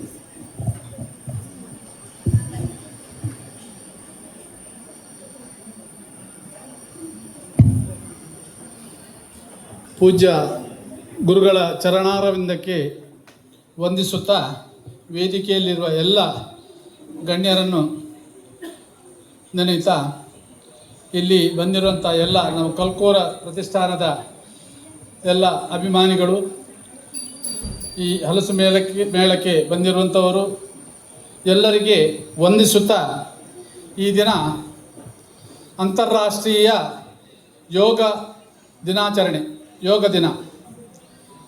ನಿಜವಾಗಿ ಹೇಳಬೇಕಂತ ಹೇಳಿದರೆ ನಮ್ಮ ಮುಂದಿನ ನಮ್ಮ ಹಳೆಯ ಕಾಲದಲ್ಲಿ ನಮ್ಮ ಜನರು 100 ವರ್ಷ 125 ವರ್ಷ ಹೀಗೆ ಎಲ್ಲ ಬದುಕ್ತಾ ಇದ್ರು. ಇದರ ಗುಟ್ಟಿ ಏನು ಅಂತ ಕೇಳಿದರೆ ಅವರು ದಿನನಿತ್ಯ ಯೋಗ ಮಾಡ್ತಾ ಇದ್ರು. ಆ ಯೋಗಾಚರಣೆಯಿಂದ ನಮ್ಮ ಆಯುಷ್ಯ ವೃದ್ಧಿಗೆ ನಮಗೆ ಒಂದು ಅನುಕೂಲವಾಗ್ತಾ ಇತ್ತು. ಅದನ್ನು ತಪ್ಪದೇ ಮಾಡ್ತಾ ಇದ್ರು. ಯೋಗ ಮಾಡುವಾಗ ಏನಾಗಿದೆ ಅಂತ ಹೇಳಿದರೆ, ವಿಶೇಷವಾಗಿ ನಾನು ಮಕ್ಕಳಿಗೆ, ಈಗ ಇವತ್ತಿಲ್ಲಿ ಮಕ್ಕಳು ಪತಂಜಲಿಯ ಸದಸ್ಯರು ಯೋಗ ಮಾಡಿದರು. ಎಲ್ಲ ಮಕ್ಕಳ ಒಂದು ಪೇರೆಂಟ್ಸಿಗೆ ಒಂದು ಆಶೆ ಏನಂತ ಹೇಳಿದರೆ, ನಮ್ಮ ಮಕ್ಕಳು ವಿದ್ಯೆಯಲ್ಲಿ ಮುಂದುವರಿಬೇಕು, ಅವರು ಒಳ್ಳೆಯ ಡಿಸ್ಟಿಂಕ್ಷನ್ನಲ್ಲಿ ಅಥವಾ 90+ ಎಬೋ ಮಾರ್ಕ್ ಪಡೆದು ಬರಬೇಕು, ಅವರ ಮುಂದಿನ ಬಾಳು ಸುಗಮವಾಗಲಿ, ಅವರು ದೊಡ್ಡ ದೊಡ್ಡ ಸ್ಕಾಲರ್ಸ್ ಆಗಲಿ, ಲಕ್ಷಗಟ್ಟಲೆ ಸಂಪಾದನೆ ಮಾಡುವಂಥ ಯೋಗ್ಯತೆ ಅವರಿಗೆ ಬರಲಿ, ಇಂಥ ಒಂದು. ಆದರೆ ವಿಷಯ ಏನಾಗಿದೆ ಅಂತ ಹೇಳಿದರೆ, ಈಗಿನ ವಾತಾವರಣ ಅದಕ್ಕೆ ಫೇವರ್ ಆಗಿಲ್ಲ ಅಂತ ಹೇಳಿದರೆ, ಶಾಸ್ತ್ರದಲ್ಲಿ ಏನು ಹೇಳಿದ್ದಾರೆ ಅಂತ ಹೇಳಿದರೆ, ಬ್ರಾಹ್ಮಿ ಮುಹೂರ್ತೋ ಉತ್ತಿಷ್ಟೋ ಸ್ವಸ್ಥೋ ರಕ್ಷಾರ್ಥಮಾಯುಷಃ. ಬ್ರಾಹ್ಮಿ ಮುಹೂರ್ತದಲ್ಲಿ ಹೇಳ್ಬೇಕು. ಬ್ರಾಹ್ಮಿ ಮುಹೂರ್ತ ಅಂದರೆ ಏನು? ಈಗ ಏನಾಗಿದೆ ಅಂತ ಹೇಳಿದರೆ, ಎಲ್ಲ ಈ ಮೊಬೈಲ್ ಅಥವಾ ಇಂಟರ್ನೆಟ್ ಇದು ನೆಟ್ವರ್ಕ್ ಅವರಿಗೆ ಕರೆಕ್ಟ್ ಸಿಗಬೇಕಾದ್ರೆ 12 ಗಂಟೆ 1 ಗಂಟೆ ಆಗ್ತದೆ. ಮಕ್ಕಳು ಮಲಗುವಾಗ 1 ಗಂಟೆ ಹಾಗೆ ಆಗ್ತದೆ. ಬೆಳಿಗ್ಗೆ ಅವ್ರು ಬ್ರಾಹ್ಮಿ ಮುಹೂರ್ತದ ಪತ್ಯೇ ಇಲ್ಲ. ಬ್ರಾಹ್ಮಿ ಮುಹೂರ್ತ ಅಂತ ಹೇಳಿದರೆ ಸೂರ್ಯೋದಯಕ್ಕೆ 1 ಗಂಟೆ ಮುಂಚೆ, 1 ಗಳಿಗೆ ಮುಂಚೆ ಅಂತ ಹೇಳ್ತಾರೆ. ಅಟ್ಲೀಸ್ಟ್ 1 ಗಂಟೆ ಮುಂಚೆ. 6 ಗಂಟೆ ಸೂರ್ಯೋದಯ ಆದರೆ 5 ಗಂಟೆ ಎದ್ದಿರಬೇಕು ಅಂತ. ಆ ಒಂದು ಸಮಯದ ಒಂದು ಪ್ರಾಧಾನ್ಯತೆ ಏನು ಅಂತ ಹೇಳಿದರೆ, ಸೂರ್ಯೋದಯ ಕಾಲದಲ್ಲಿ ಒಂದು ಮೊಗ್ಗು ಇರುವಂಥ ಒಂದು ಯಾವುದೇ ಒಂದು ಹೂ, ದಾಸವಾಳ ಇರ್ಬೋದು ಅಥವಾ ಯಾವುದು ಗುಲಾಬಿ ಹೂ ಇರ್ಬೋದು, ಮೊಗ್ಗು ಆಗಿರುವಂಥ ಸ್ಥಿತಿಯಲ್ಲಿ ಆ ಹೂ ಸೂರ್ಯೋದಯ ಆಗ್ತಾ ಇರುವಾಗ ಯಾವ ರೀತಿ ಅರಳ್ತದ, ಅದೇ ರೀತಿ ಮನುಷ್ಯನ ದೇಹದಲ್ಲಿ ಆ ಸೆಲ್ಸ್ಗಳು ಅದು ನಾವು ಮಲಗಿರುವಾಗ ಅದು ಮುಚ್ಚಿಕೊಂಡಿರುತ್ತದೆ. ಅದು ಸೂರ್ಯೋದಯ ಆಗ್ತಾ ಇರುವಾಗ ಆ ಸೆಲ್ಸ್ ಕೂಡ ಫ್ಲರಿಶ್ ಆಗ್ತಾ ಬರ್ತದೆ. ವಿದ್ಯಾರ್ಥಿಗಳು ಹಗಲು ಹೊತ್ತಿನಲ್ಲಿ 10 ಗಂಟೆ ಓದುವುದು ಸಮ, ಬೆಳಗಿನ ಜಾವ ಪ್ರಾತಃ ಕಾಲದಲ್ಲಿ ಬ್ರಾಹ್ಮಿ ಮುಹೂರ್ತದಲ್ಲಿ 1 ಗಂಟೆ ಓದಿದರೆ ಅವರು 10 ಗಂಟೆ ಓದಿದ ಫಲ ಅವರಿಗೆ ಬರ್ತದೆ. ಇದು ಗುಟ್ಟು. ಇದು ಕೆಲವರಿಗೆ ಗೊತ್ತಿಲ್ಲ. ಆದರೆ ಇತ್ತೀಚಿನ ದಿನಗಳಲ್ಲಿ ಏನಾಗಿದೆ ಅಂದರೆ, ಬೇರೆ ಬೇರೆ ಮಾಧ್ಯಮಗಳಲ್ಲಿ, ಪತ್ರಿಕೆಗಳಲ್ಲಿ ಯೋಗದ ಒಂದು ತರಗತಿ ಇದರಲ್ಲಿ ಇದರ ಬಗ್ಗೆ ಮಾಹಿತಿ ಸಿಗುತ್ತಾ ಅವರು ಈ ಪ್ರಯತ್ನವನ್ನು ಮಾಡ್ತಾ ಇದ್ದಾರೆ. ಇದನ್ನು ಮುಂದುವರಿಸಬೇಕು ಅಂತೇಳಿ. ಯಾಕಂತೇಳಿ ಇವತ್ತು ಯೋಗ ಒಂದು ಅಂತಾರಾಷ್ಟ್ರೀಯ ಯೋಗ ದಿನ ಆದ್ದರಿಂದ ನಾನು ಈ ಮಾತನ್ನು ಹೇಳ್ತಾ ಇದ್ದೇನೆ. ನೋಡಿ, ನಮಗೆ ಯೋಗ ಎನ್ನುವಂಥದ್ದು ಅದೊಂದು ಬೂಸ್ಟ್, ನಮಗೆ ಒಂದು ಏನು ಹೇಳ್ತಾರೆ, ಒಂದು ಉತ್ತಮವಾದಂಥ ಒಂದು ಅವಕಾಶ. ಎಲ್ಲರೂ ಸಾಧ್ಯ ಇದ್ದಷ್ಟು. ನಿಮಗೆ ಕೆಲವರು ಹೇಳೋದಂತು, ನಾವು ಮನೆಯಲ್ಲಿ ಯೋಗ ಮಾಡ್ತೇವೆ ಮಾರನ್ನು, ಮನೆಯಲ್ಲಿ ಯೋಗ ಮಾಡಿ ಸ್ವಲ್ಪ ಒಂದು ಮಾಡುವಾಗ ಅಲ್ಲಿಗೆ ಅದು ಅವರು ಅದನ್ನು ಬಿಟ್ಟು ಬಿಡ್ತಾರೆ. ಹಾಗಲ್ಲ, ನೀವೊಂದು ಗ್ರೂಪ್ ಮಾಡಿಕೊಂಡು ಒಂದು ಕಡಿಮೆ ಅಂತ ಒಂದು 10 ಜನ ಆದರೂ ಗ್ರೂಪ್ ಮಾಡಿಕೊಂಡು ನೀವು ಯೋಗ ಮಾಡ್ತಾ ಇದ್ದರೆ, ಯಾಕಂದರೆ ಈಗ ನಾವೀಗ ಒಂದು ಬೆಂಡ್ ಆಗಬೇಕು ಅಥವಾ ಕಾಲು ಮಡಿಸಬೇಕು ಅಥವಾ ಒಂದು ಏನಾದರೂ ಒಂದು ಪೊಸಿಷನ್ ತರುವಾಗ ಇನ್ನೊಬ್ಬ ಮಾಡಿದ ನೋಡಿ ನಮಗೆ ಮಾಡಲಿಕ್ಕೆ ಆಗ್ತದೆ. ನಾವು ಒಬ್ಬರೇ ಮಾಡೋಕೆ ಏನಾಗ್ತದೆ, ಸಾಕು ಮಾರ್ರೆ ಇನ್ನು ನಾಳೆ ಮಾಡುವ ಅಂತೇಳಿ ಆಗ್ತದೆ. ಹಾಗೆ ಆಗಬಾರ್ದು. ಒಂದು ಗ್ರೂಪಲ್ಲಿ ನೀವು ಮಾಡಿದಾಗ ಖಂಡಿತ ಈ ಯೋಗದ ಸಂಪೂರ್ಣ ಒಂದು ಪ್ರಯೋಜನ ಪಡೀಲಿಕ್ಕೆ ಸಾಧ್ಯ ಇದೆ. ನಿರಂತರ ಯೋಗ ಮಾಡಲಿಕ್ಕೆ ಕೂಡ ಸಾಧ್ಯ ಆಗ್ತದೆ. ಹೆಚ್ಚಿನ ಮಾತೆಯರಲ್ಲಿ ತುಂಬ ಜನ ಇದ್ದಾರೆ. ನಾನು ಹೇಳಬೇಕಂತ ಹೇಳಿದರೆ ಈಗಿನ ಒಂದು ವಾತಾವರಣದ ಏನಾಗಿದೆ, ಒತ್ತಡದ ಈ ದಿನಗಳಲ್ಲಿ ಈ ಮಾಸಿಕದ ಸಮಸ್ಯೆ ಇರ್ಬೋದು, ಅಥವಾ ಬೆನ್ನು ನೋವು ಇರ್ಬೋದು, ಕೈಕಾಲು ಬಚ್ಚೋದು, ಸುಸ್ತಾಗೋದು, ಇನ್ಸೆಕ್ಯೂರಿಟಿ ಫೀಲಿಂಗ್ ಏನಿದೆ. ನಾವು ದಿನನಿತ್ಯ ನಮ್ಮ ಚಿಕಿತ್ಸಾಲಯದಲ್ಲಿ ನೋಡ್ತೇವೆ. ಹೆಚ್ಚಿನ ಪೇಷಂಟ್ ಡಾಕ್ಟರ್ ನನಗೆ ಮುಂಚಿನ ಹಾಗೆ ನನಗೆ ಇದೇ ಧೈರ್ಯ ಬರ್ತಾ ಇಲ್ಲ, ಹೆದರಿಕೆ ಆಗ್ತಾ ಇದ್ದು, ನನಗೆ ಕೆಲವು ಸಲ ಸುಸೈಡ್ ಮಾಡಿಕೊಳ್ಳು ಅಂತ ಆಗ್ತದೆ ಅಂಥ ಒಂದು ಪರಿಸ್ಥಿತಿ. ಅಂದರೆ ಯಾಕಂದರೆ ಇನ್ಸೆಕ್ಯೂರಿಟಿ ಫೀಲಿಂಗ್, ಯಾಕಂದರೆ ಈಗಿನ ವಾತಾವರಣ ಹಾಗೆ ಇದೆ. ಇದನ್ನೆಲ್ಲ ಒಂದು ಮುಕ್ತ ಆದ ಇದರಿಂದ ನೀವು ಮುಕ್ತಿ ಪಡೆಯಬೇಕಂತ ಹೇಳಿದರೆ ಯೋಗ ಮಾಡಿದರೆ ಖಂಡಿತ ಇದರಿಂದ ಒಂದು ಒಳ್ಳೆಯ ಪರಿಣಾಮ ಬರ್ತದೆ. ಎಲ್ಲಕ್ಕಿಂತ ಹೆಚ್ಚು ನಮ್ಮ ಬ್ರೈನ್, ನಮ್ಮ ದೇಹದ ಅಂಗಾಂಗಗಳಲ್ಲಿ ಬ್ರೈನ್ ಇರ್ಬೋದು, ಲಿವರ್ ಇರ್ಬೋದು, ಕಿಡ್ನಿ ಇರ್ಬೋದು, ಎಲ್ಲದಕ್ಕೂ ಸರಿಯಾಗಿ ರಕ್ತ ಸಂಚಾರ ಆಗುವ ಮೂಲಕ ಅದರ ಸಮಸ್ಯೆಯನ್ನು ಪರಿಹಾರ ಮಾಡಲಿಕ್ಕೆ ಸಾಧ್ಯ ಇದೆ. ನಿಮ್ಗೆ ಗೊತ್ತುಂಟು, ಈಗ ಇತ್ತೀಚಿನ ದಿನಗಳಲ್ಲಿ ಏನಾಗಿದೆ ಅಂತ ಹೇಳಿದ್ರೆ 30, 40, 50 ವರ್ಷ ಆಗ ಅವ ಏನಂತ ರಾತ್ರಿ ಮಲಗೋ ಸರಿ ಮಲಗಿದೆ, ಬೆಳಿಗ್ಗೆ ಗೊತ್ತಾಗ್ತಂತೇಳಿ ಹಾರ್ಟ್ ಅಟ್ಯಾಕ್ ಆಗೋದು. ಇದು ಯಾಕೆ ಆಗ್ತಾ ಇದೆ ಅಂತ ಹೇಳಿದರೆ ಬೇರೆ ಬೇರೆ ರೀತಿಯ ಕೊಲೆಸ್ಟ್ರಾಲ್ ಇರ್ಬೋದು ಅಥವಾ ಬೇರೆ ಬೇರೆ ಸಮಸ್ಯೆಗಳು. ಇದರಿಂದ ಎಲ್ಲ ಪರಿಹಾರ ಸಿಗಬೇಕಂತ ಹೇಳಿದರೆ ಯೋಗ ಸೂಪರ್ ಆದಂಥ ಒಂದು ಎಕ್ಸಸೈಸ್ ಆಗಿದೆ. ಇದನ್ನು ನೀವು ಪ್ರಯತ್ನ ಮಾಡಿದ್ರೆ ಇಂಥ ಸಮಸ್ಯೆಗಳಿಂದ ಮುಕ್ತಿ ಪಡೆಯಬಹುದು ಅಂತ ಹೇಳ್ತೇನೆ. ವಿಶೇಷವಾಗಿ ನೋಡಿ, ನಾವು ಯೋಗ ಮಾಡುವಾಗ ಪ್ರಾಣಾಯಾಮ ಮಾಡ್ತೇವೆ, ಕಪಾಲಭಾತಿ ಮಾಡ್ತೇವೆ, ಅನುಲೋಮ ವಿಲೋಮ ಮಾಡ್ತೇವೆ. ಇದರಿಂದ ದೇಹದಲ್ಲಿ ಹೀಗೆ ಹೆಚ್ಚಿನ ಸಮಸ್ಯೆ ಏನಂತ ಹೇಳಿದರೆ ಅವರು ಉಸಿರಾಟ ಮಾಡಲಿಕ್ಕೆ ಹೆದರಿಕೆ, ಉಸಿರಾಟ ಮಾಡ್ತೇವೆ ನಾನು ದಮ್ಮು ಮಾರ್ಯಾರ ಅಂತ ಹೇಳ್ಕೊಂಡು ಅಂಥವರಿಗೆ ನೀವು ಉಸಿರಾಟ ಮಾಡಲಿಕ್ಕೆ ಅಥವಾ ಅನುಲೋಮ ವಿಲೋಮ ಮಾಡಲಿಕ್ಕೆ ಅಥವಾ ಪ್ರಾಣಾಯಾಮ ಮಾಡಲಿಕ್ಕೆ ಅಥವಾ ಕಪಾಲಭಾತಿ ಮಾಡಲಿಕ್ಕೆ ಹೇಳಿದರೆ ಅದು ಏನಾಗ್ತದೆ ಅಂದರೆ ಲಂಗ್ಸಿಗೆ ಸ್ವಚ್ಛ ಗಾಳಿ ಅಥವಾ ಆಕ್ಸಿಜನ್ ಇಂಟೇಕ್ ಆಗಿ ಅವರಿಗೆ ಬೇಕಾದ ಎನರ್ಜಿ ಬರ್ತದೆ ಇಡೀ ದಿವಸಕ್ಕೆ. ಬೆಳಿಗ್ಗೆ 1 ಗಂಟೆ ನೀವು ಯೋಗ ಮಾಡಿದರೆ ಇಡೀ ದಿವಸ 24 ಗಂಟೆಯಲ್ಲಿ ನೀವು 1 ಗಂಟೆ ನಿಮ್ಮ ಒಂದು ಆರೋಗ್ಯಕ್ಕಾಗಿ ಮೀಸಲಿಡದೇ ಇದ್ದರೆ ನೀವು ಖಂಡಿತ ಕಷ್ಟದಲ್ಲಿ ಬೀಳ್ತೀರಿ. ಆದ್ದರಿಂದ ಯೋಗ ಎನ್ನುವಂಥದ್ದು ಈ ಸಂದರ್ಭದಲ್ಲಿ ತೀರಾ ಅಗತ್ಯ. ಅದರ ಜೊತೆಗೆ ಮತ್ತೊಂದು ನಾನು ಹೇಳಬೇಕಾದ್ರೆ ಮರೆತು ಬಿಟ್ಟೆ, ಸೊಂಟ ನೋವಿರ್ಬೋದು, ಕೈಕಾಲು ಬಚ್ಚ. ಈಗ ಹೆಚ್ಚಿನವರಿಗೆ ನೋಡಿದರೆ ಗಂಟು ಎಂಥದ್ದು ಮಾರ್ಯಾರ, ಈಗ ಬೆಳಿಗ್ಗೆ ಎದ್ದು ಟಾಯ್ಲೆಟಿಗೆ ಹೋಗ್ತಾ ಇಲ್ಲ, ಕೆಳಗೆ ಕೂತ್ರೆ ಮೇಲೆ ಹೇಳಲಿಕ್ಕೆ ಆಗೋದಿಲ್ಲ ಅಂತೇಳಿ ಅಂಥ ಯಾವುದೇ ಸಮಸ್ಯೆ ಇದ್ದರೂ ಸಮೇತ ಯೋಗದಿಂದ ಅದಕ್ಕೆ ಪೂರಕವಾಗಿ ಕೆಲವೊಂದು ಆಯುರ್ವೇದ ಔಷಧಿಗಳು ಬರುತ್ತಿದೆ. ಯಾಕಂದರೆ ಆಯುರ್ವೇದ ಔಷಧಿ ಅಂತ ಹೇಳಿದರೆ ನಮ್ಮ ಪ್ರಕೃತಿಯಲ್ಲಿ ಏನೆಲ್ಲ ಸಿಗ್ತದೆ ಅದನ್ನು ನಾವು ಸಂಸ್ಕರಣೆ ಮಾಡಿ ಆಯುರ್ವೇದ ಔಷಧಿಯನ್ನು ಮಾಡೋದ್ರಿಂದ ಇದು ನಮ್ಮ ದೇಹಕ್ಕೆ ಸೂಕ್ತವಾದಂಥ ಒಂದು ಪರಿಹಾರವನ್ನು ನೀಡ್ತದೆ.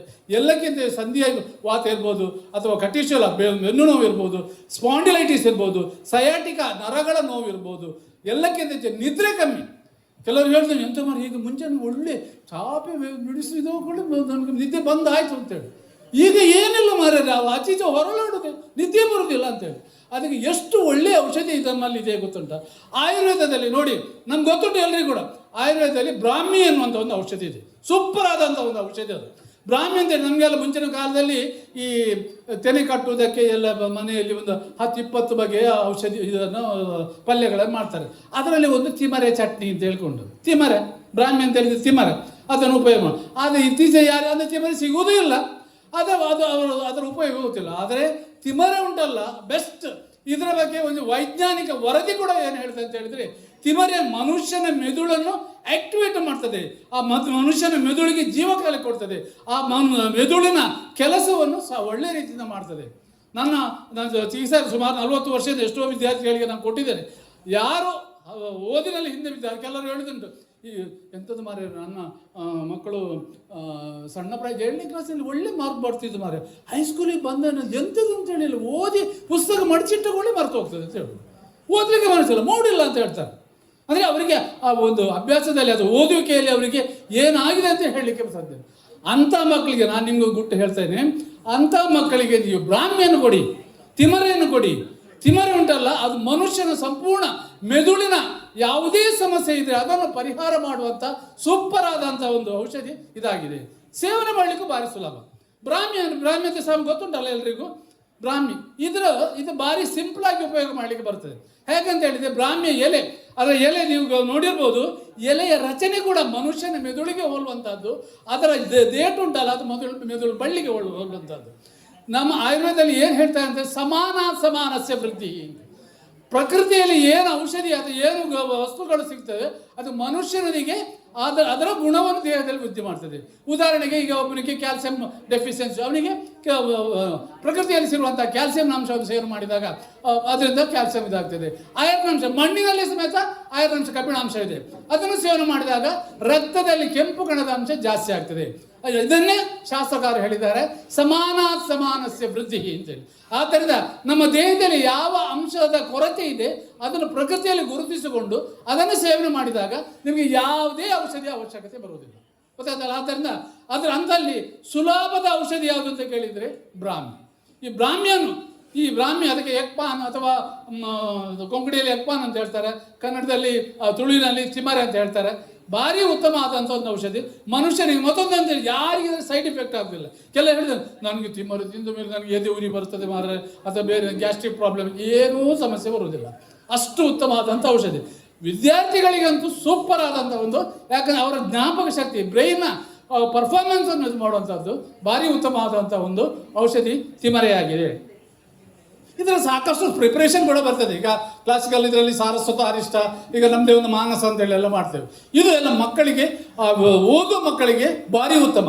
ಎಲ್ಲಕ್ಕಿಂತ ಹೆಚ್ಚು ಈ ಕೆಲವರಿಗೆ ಒಂದು ಏನಂತಾರೆ ಇನ್ಫಿಯಾರಿಟಿ ಕಾಂಪ್ಲೆಕ್ಸ್, ಏನಾದರೂ ಇಂಥ ಕಾರ್ಯಕ್ರಮ ಬಂದಾಗ ನೋಡ ನೀವೊಂದು ಪ್ರಾರ್ಥನೆ ಮಾಡು, ನೋಡ ಒಂದು ಒಂದೇ ಮಾತನ್ನು ಹೇಳು, ಅದೆಲ್ಲ ನನಗೆ ಹಾಕ್ಲಿಕ್ಕಿಲ್ಲ. ನಾನು ಹಿಂದೆ ಕೂತ್ಕೊಂಡು ಎಷ್ಟು ಮಾತಾಡ್ತಾರೆ, ಎದುರು ಸಭೆಯಲ್ಲಿ ಬಂದು 4 ಜನರ ಎದುರು ಮಾತಾಡ್ಲಿಕ್ಕೆ ಆಗುದಿಲ್ಲ, ನನಗೆ ಇನ್ಫಿಯಾರಿಟಿ ಕಾಂಪ್ಲೆಕ್ಸ್, ನನಗೆ ಸಭಾ ಕಂಪನ ಉಂಟು ಅಂತ ಹೇಳ್ತಾರೆ. ಅಂಥವರು ಸಮೇತ ಬ್ರಾಹ್ಮ್ಯನ ಸೇವನೆ ಮಾಡಿದರೆ ಅವರ ಕಾನ್ಫಿಡೆನ್ಸ್ ಲೆವೆಲ್ ಜಾಸ್ತಿ ಆಗ್ತದೆ. ಯಾಕಂದರೆ ಅದು ನಮ್ಮ ದೇಹದ ಸೂಕ್ಷ್ಮ ರಕ್ತನಾಳಗಳಲ್ಲಿ ಅಥವಾ ಬ್ರೈನ್ನಲ್ಲಿ ರಕ್ತವನ್ನು ಪುಷಪ್ ಮಾಡೋದ್ರಿಂದ ಅದರಲ್ಲಿ ಏನು ಸಮಸ್ಯೆ ಇದ್ದರೆ ಅದನ್ನು ಸರಿ ಮಾಡುವಂಥ ಗುಣ ಬ್ರಾಹ್ಮಿಯಲ್ಲಿದೆ. ಆದ್ದರಿಂದ ಭಾರಿ ಉತ್ತಮವಾದಂಥ ಔಷಧಿ. ಇದರ ಬೇರೆ ಬೇರೆ ತಯಾರಿಕೆಗಳು ಬರ್ತದೆ. ನಾನೀಗ ಹೇಳಿದಾಗೆ ಸಾರಸ್ವತ ಅಷ್ಟೇ ಇರ್ಬೋದು, ಅಥವಾ ಬ್ರಾಹ್ಮಿ ವಟಿ ಇರ್ಬೋದು, ಅಥವಾ ಈಗ ನಮ್ಮದು ಮಾನಸ ಅಂತ ಹೇಳಿದೆ, ಮಾನಸ ಕ್ಯಾಪ್ಸೂಲ್ಸ್ ಕೂಡ ಬಂದಿದೆ.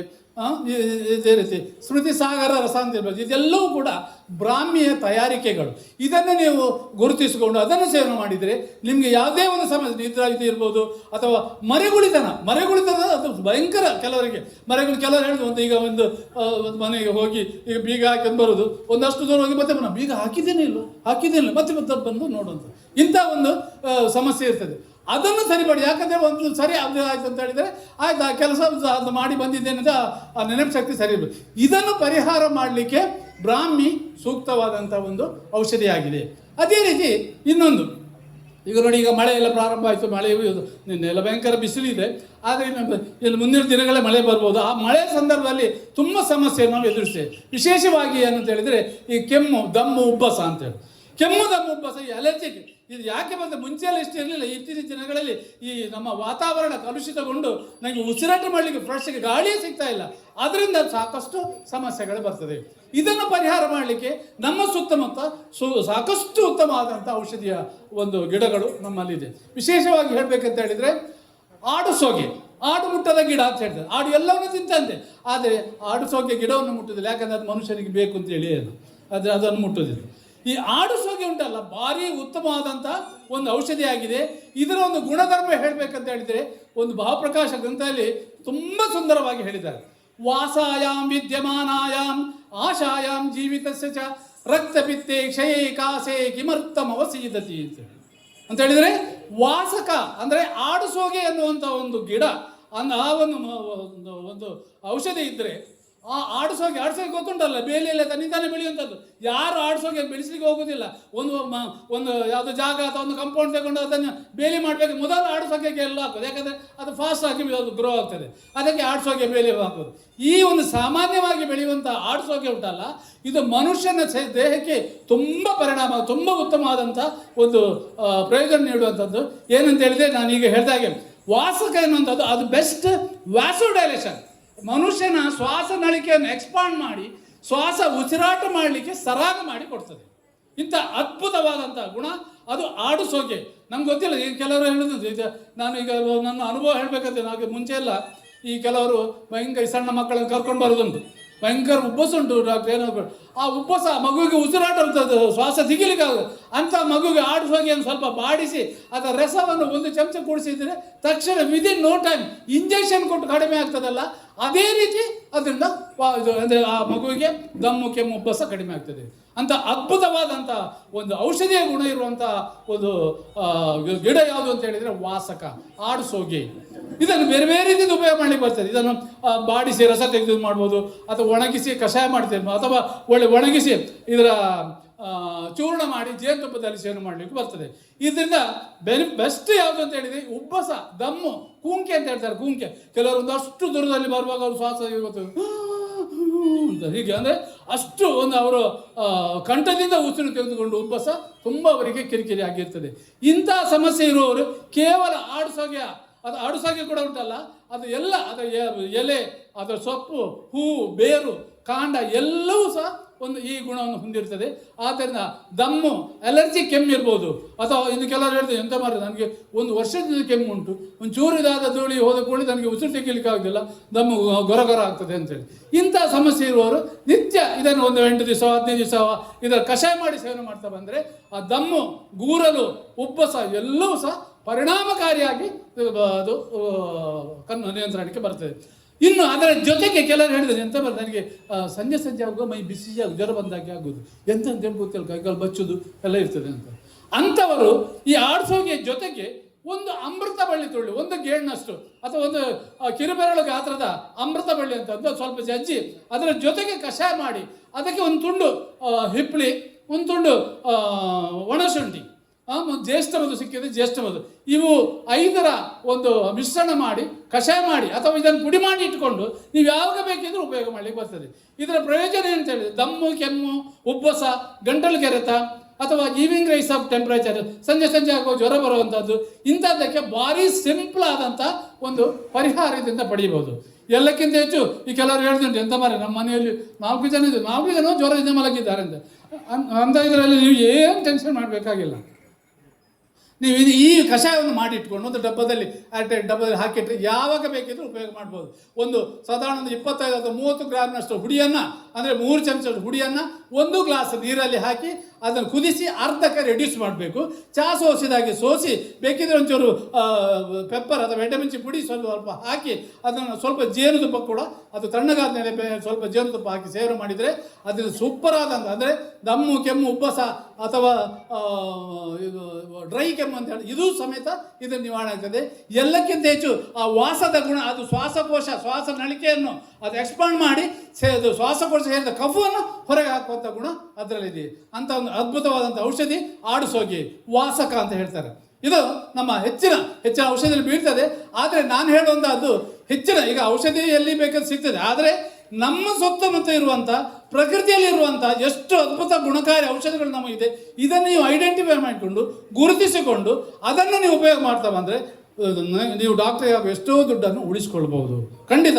ಎಲ್ಲಕ್ಕಿಂತ ಹೆಚ್ಚು ಯಾವುದೇ ಸೈಡ್ ಎಫೆಕ್ಟ್ ಇಲ್ಲದೆ, ಎಲ್ಲಕ್ಕಿಂತ ಹೆಚ್ಚು ನಿಮ್ಗೆ ಹಸಿವು ಕೂಡ ಈ ಔಷಧ ಸೇವನೆ ಮಾಡ್ತಾ ಇರುವಾಗ ಕೆಲವರು ಹೇಳ್ತಾನೆ ನಾನು ಡಾಕ್ಟ್ರಲ್ಲಿ ಹೋದೆ ಮಾರೆ ಅವರು 3 ಹೊತ್ತು ಮದ್ದು ಕೊಟ್ಟರು ನಂತರ ಬಾಯಿ ರುಚಿ ಏನಿಲ್ಲ ಎಂತ ಬೇಡ ಅಂತೇಳಿ ಅಂತೇಳಿ. ಆದರೆ ಇದನ್ನು ಸೇವನೆ ಮಾಡಿದರೆ ಇದರಿಂದ ದಮ್ಮು, ಕೆಮ್ಮು, ಉಬ್ಬಸ ಕಡಿಮೆ ಆಗೋದು ಮಾತ್ರ ಅಲ್ಲ, ಹಸಿವು ಕೂಡ ವೃದ್ಧಿ ಆಗ್ತದೆ. ಭಾರಿ ಉತ್ತಮವಾದಂಥ ಒಂದು ಔಷಧಿ. ಇನ್ನೊಂದು ಅದ್ಭುತವಾದಂಥ ಒಂದು ಮೂಲಿಕೆ ಬಗ್ಗೆ ಹೇಳ್ತೇನೆ. ಅದು ಯಾವುದು ಅಂತ ಹೇಳಿದರೆ ನಾವು ಸಾಮಾನ್ಯವಾಗಿ ನೋಡುವಂಥದ್ದು ದತ್ತೂರ ಅಂದರೆ ನಾವಿಂದ ಈ ರಸ್ತೆ ಬದಿಯೆಲ್ಲ ಕಸ ಡಂಪ್ ಮಾಡ್ತಾರೆ. ಈಗ ಸ್ವಲ್ಪ ಕಡಿಮೆ, ಮುಂಚೆ ಅಲ್ಲ, ಎಲ್ಲಿ ಒಂದು ಕಸದ ರಾಶಿ ಇದ್ದರೆ ಅಲ್ಲಿ ಒಂದು ಮುಳ್ಳು ಕಾಯಿ, ಒಂದು ಟೆನ್ನಿಸ್ ಬಾಲ್ನಷ್ಟು ಗಾತ್ರದ್ದು ಮುಳ್ಳು ಹಸೂರು ಬಣ್ಣದ ಕಾಯಿ ಆಗ್ತದೆ. ಅದರಲ್ಲಿ ಉದ್ದ ಈ ತುತ್ತೂರಿ ಹಾಕಿ ಒಂದು ಬಿಳಿ ಬಣ್ಣದ ಹೂ ಆಗ್ತದೆ. ಅದಕ್ಕೆ ದತ್ತೂರ ಅಂತೇಳಿ. ದತ್ತೂರ ಅಂತೇಳಿ ಇಂಗ್ಲೀಷಲ್ಲಿ, ಕನ್ನಡದ ಎಲ್ಲ ಭಾಷೆಯಲ್ಲಿ ದತ್ತೂರ ಅಂತ ಹೇಳಿದೆ. ಇದಕ್ಕೆ ನಾವು ಇದರ ಒಂದು ಗುಣವಿಶೇಷದಿಂದ ಇದಕ್ಕೆ ಹಿಪ್ನಾಟಿಕ್ ಡ್ರಗ್ ಅಂತ ಹೇಳ್ತೇವೆ. ಗೊತ್ತುಂಟಲ್ಲ ದತ್ತೂರ, ನೀವು ನೋಡಿದ್ದೀರಲ್ಲ, ರಸ್ತೆ ಬದಿಯಲ್ಲಿ ತನ್ನಿಂತಾನೆ ಬೆಳೆಯುವಂಥದ್ದು, ಹಸಿರು ಒಂದು ಹೆಚ್ಚು ಎತ್ತರ ಬೆಳೆದಿಲ್ಲ, ಎಲ್ಲಕ್ಕಿಂತ ಇದನ್ನು ಯಾರು ಬೆಳೆಸೋದು ಇಲ್ಲ, ತಂತಾನೇ ಬೆಳೀತಾ ಇರ್ತದೆ. ಅದರ ಔಷಧಿ ಗುಣ ಮಾತ್ರ ಸೂಪರ್. ಅದನ್ನು ತಿಳ್ಕೊಂಡು ಈಗ ಹೆಚ್ಚಿನವರು ನಾನು ಈಗಾಗಲೇ ಹೇಳಿದಾಗೆ ಈ ಮಂಡಿ ನೋವು ಅಥವಾ ಕತ್ತು ನೋವು ಅಥವಾ ಸೊಂಟ ನೋವು ಇದೆಲ್ಲ ಸಾಮಾನ್ಯ. ಇಂಥ ಒಂದು ನಮ್ಮ ದೇಹದ ಸಂಧಿಗಳಲ್ಲಿ ಯಾವುದೇ ಭಾಗದಲ್ಲಿ ನೋವು ಕಾಣಿಸಿಕೊಂಡ್ರೆ ಈ ಒಂದು ದತ್ತೂರದ ಎಲೆಯನ್ನು ತಂದು 1 ಅಥವಾ 2 ದಲೆಯ ಎಲೆಯನ್ನು ತಂದು ಚಂದ ಮಾಡಿ ಅರೆದು ಒಂದು ಚೂರು ಜೀರಿಗೆ ಕೊಡಬೇಕಿದೆ ಹಾಕೊಳ್ಳಿ. ಅದನ್ನು ನೋವಿರುವ ಗಂಟುಗಳಿಗೆ ಅಥವಾ ಇದು ಸೊಂಟಾದರೆ ಸೊಂಟಕ್ಕೆ, ಕತ್ತಾದರೆ ಕತ್ತಿಗೆ ಒಂದು 3 ದಿವಸ ಹಚ್ಚಿದರೆ ವಿದಿನ್ ನೋ ಟೈಮ್ ನೋವು ಕಡಿಮೆ ಆಗ್ತದೆ. ಯಾಕಂತ ಹೇಳಿದರೆ ಆ ದತ್ತೂರದ ಗುಣವಿಶೇಷ ಅಂತ ಹೇಳಿದರೆ ಹಿಪ್ನಾಟಿಕ್ ಡ್ರಗ್, ಸಂಮೋಹನ ಗಿಡ. ನಿಮ್ಮ ದೇಹದ ನೋವನ್ನು ಸಂಮೋಹನ ರೀತಿಯಲ್ಲಿ ಗುಣ ಮಾಡುವಂಥ ಒಂದು ಔಷಧಿ ಇದ್ದರೆ ಅದು ದತ್ತೂರ. ಗೊತ್ತಾಯ್ತಲ್ಲ? ಯಾಕಂತ ಹೇಳಿದರೆ ಈಗ ಸೌಖ್ಯದಲ್ಲಿ ಬೇಕಾದಷ್ಟು ನೋವಿನ ಎಣ್ಣೆಗಳು, ಪೇನ್ ಕಿಲ್ಲರ್ಸ್ ಎಲ್ಲ ಬೇಕಾದಷ್ಟು ಇದೆ. ಆದರೆ ಅದರ ಮೂಲ ವಸ್ತು ಯಾವುದು ಅಂತ ಕೇಳಿದರೆ ಇದು ಸೀಕ್ರೆಟ್, ಯಾರು ಹೇಳೋದಿಲ್ಲ. ಆದರೆ ನಾನು ಹೇಳ್ತಾ ಇದ್ದೇನೆ. ಯಾಕಂತ ಹೇಳಿದರೆ ಈ ಒಂದು ದತ್ತೂರ ಎಲೆಯಿಂದ ಅದರ ರಸದಿಂದ ಮಾಡಿದ ಎಣ್ಣೆ ಉಂಟಲ್ಲ, ಅದು ಭಾರಿ ಒಳ್ಳೆಯದಾದಂಥ ನೋವು ಶಾಮಕ ಗುಣ ಅಥವಾ ಸಂಧಿ ನೋವುಗಳಿಗೆ ಉತ್ತಮವಾದಂಥ ಒಂದು ಔಷಧಿಯಾಗಿ ನಮಗೆ ಪ್ರಯೋಜನ ನೀಡ್ತದೆ. ಆದ್ದರಿಂದ ಇಂಥದ್ದು ಸಾಕಷ್ಟು ನಮ್ಮ ಸುತ್ತಮುತ್ತಲೂ ನೋಡಿ ನಾನು ಗಮನಿಸಿ, ನಾನು ಪಡುಬಿದ್ರೆಯಲ್ಲಿ ಆಯುರ್ವೇದ ಔಷಧಿ ತಯಾರು ಮಾಡೋ ಒಂದು ಘಟಕ ಹೊಂದಿದ್ದೇನೆ.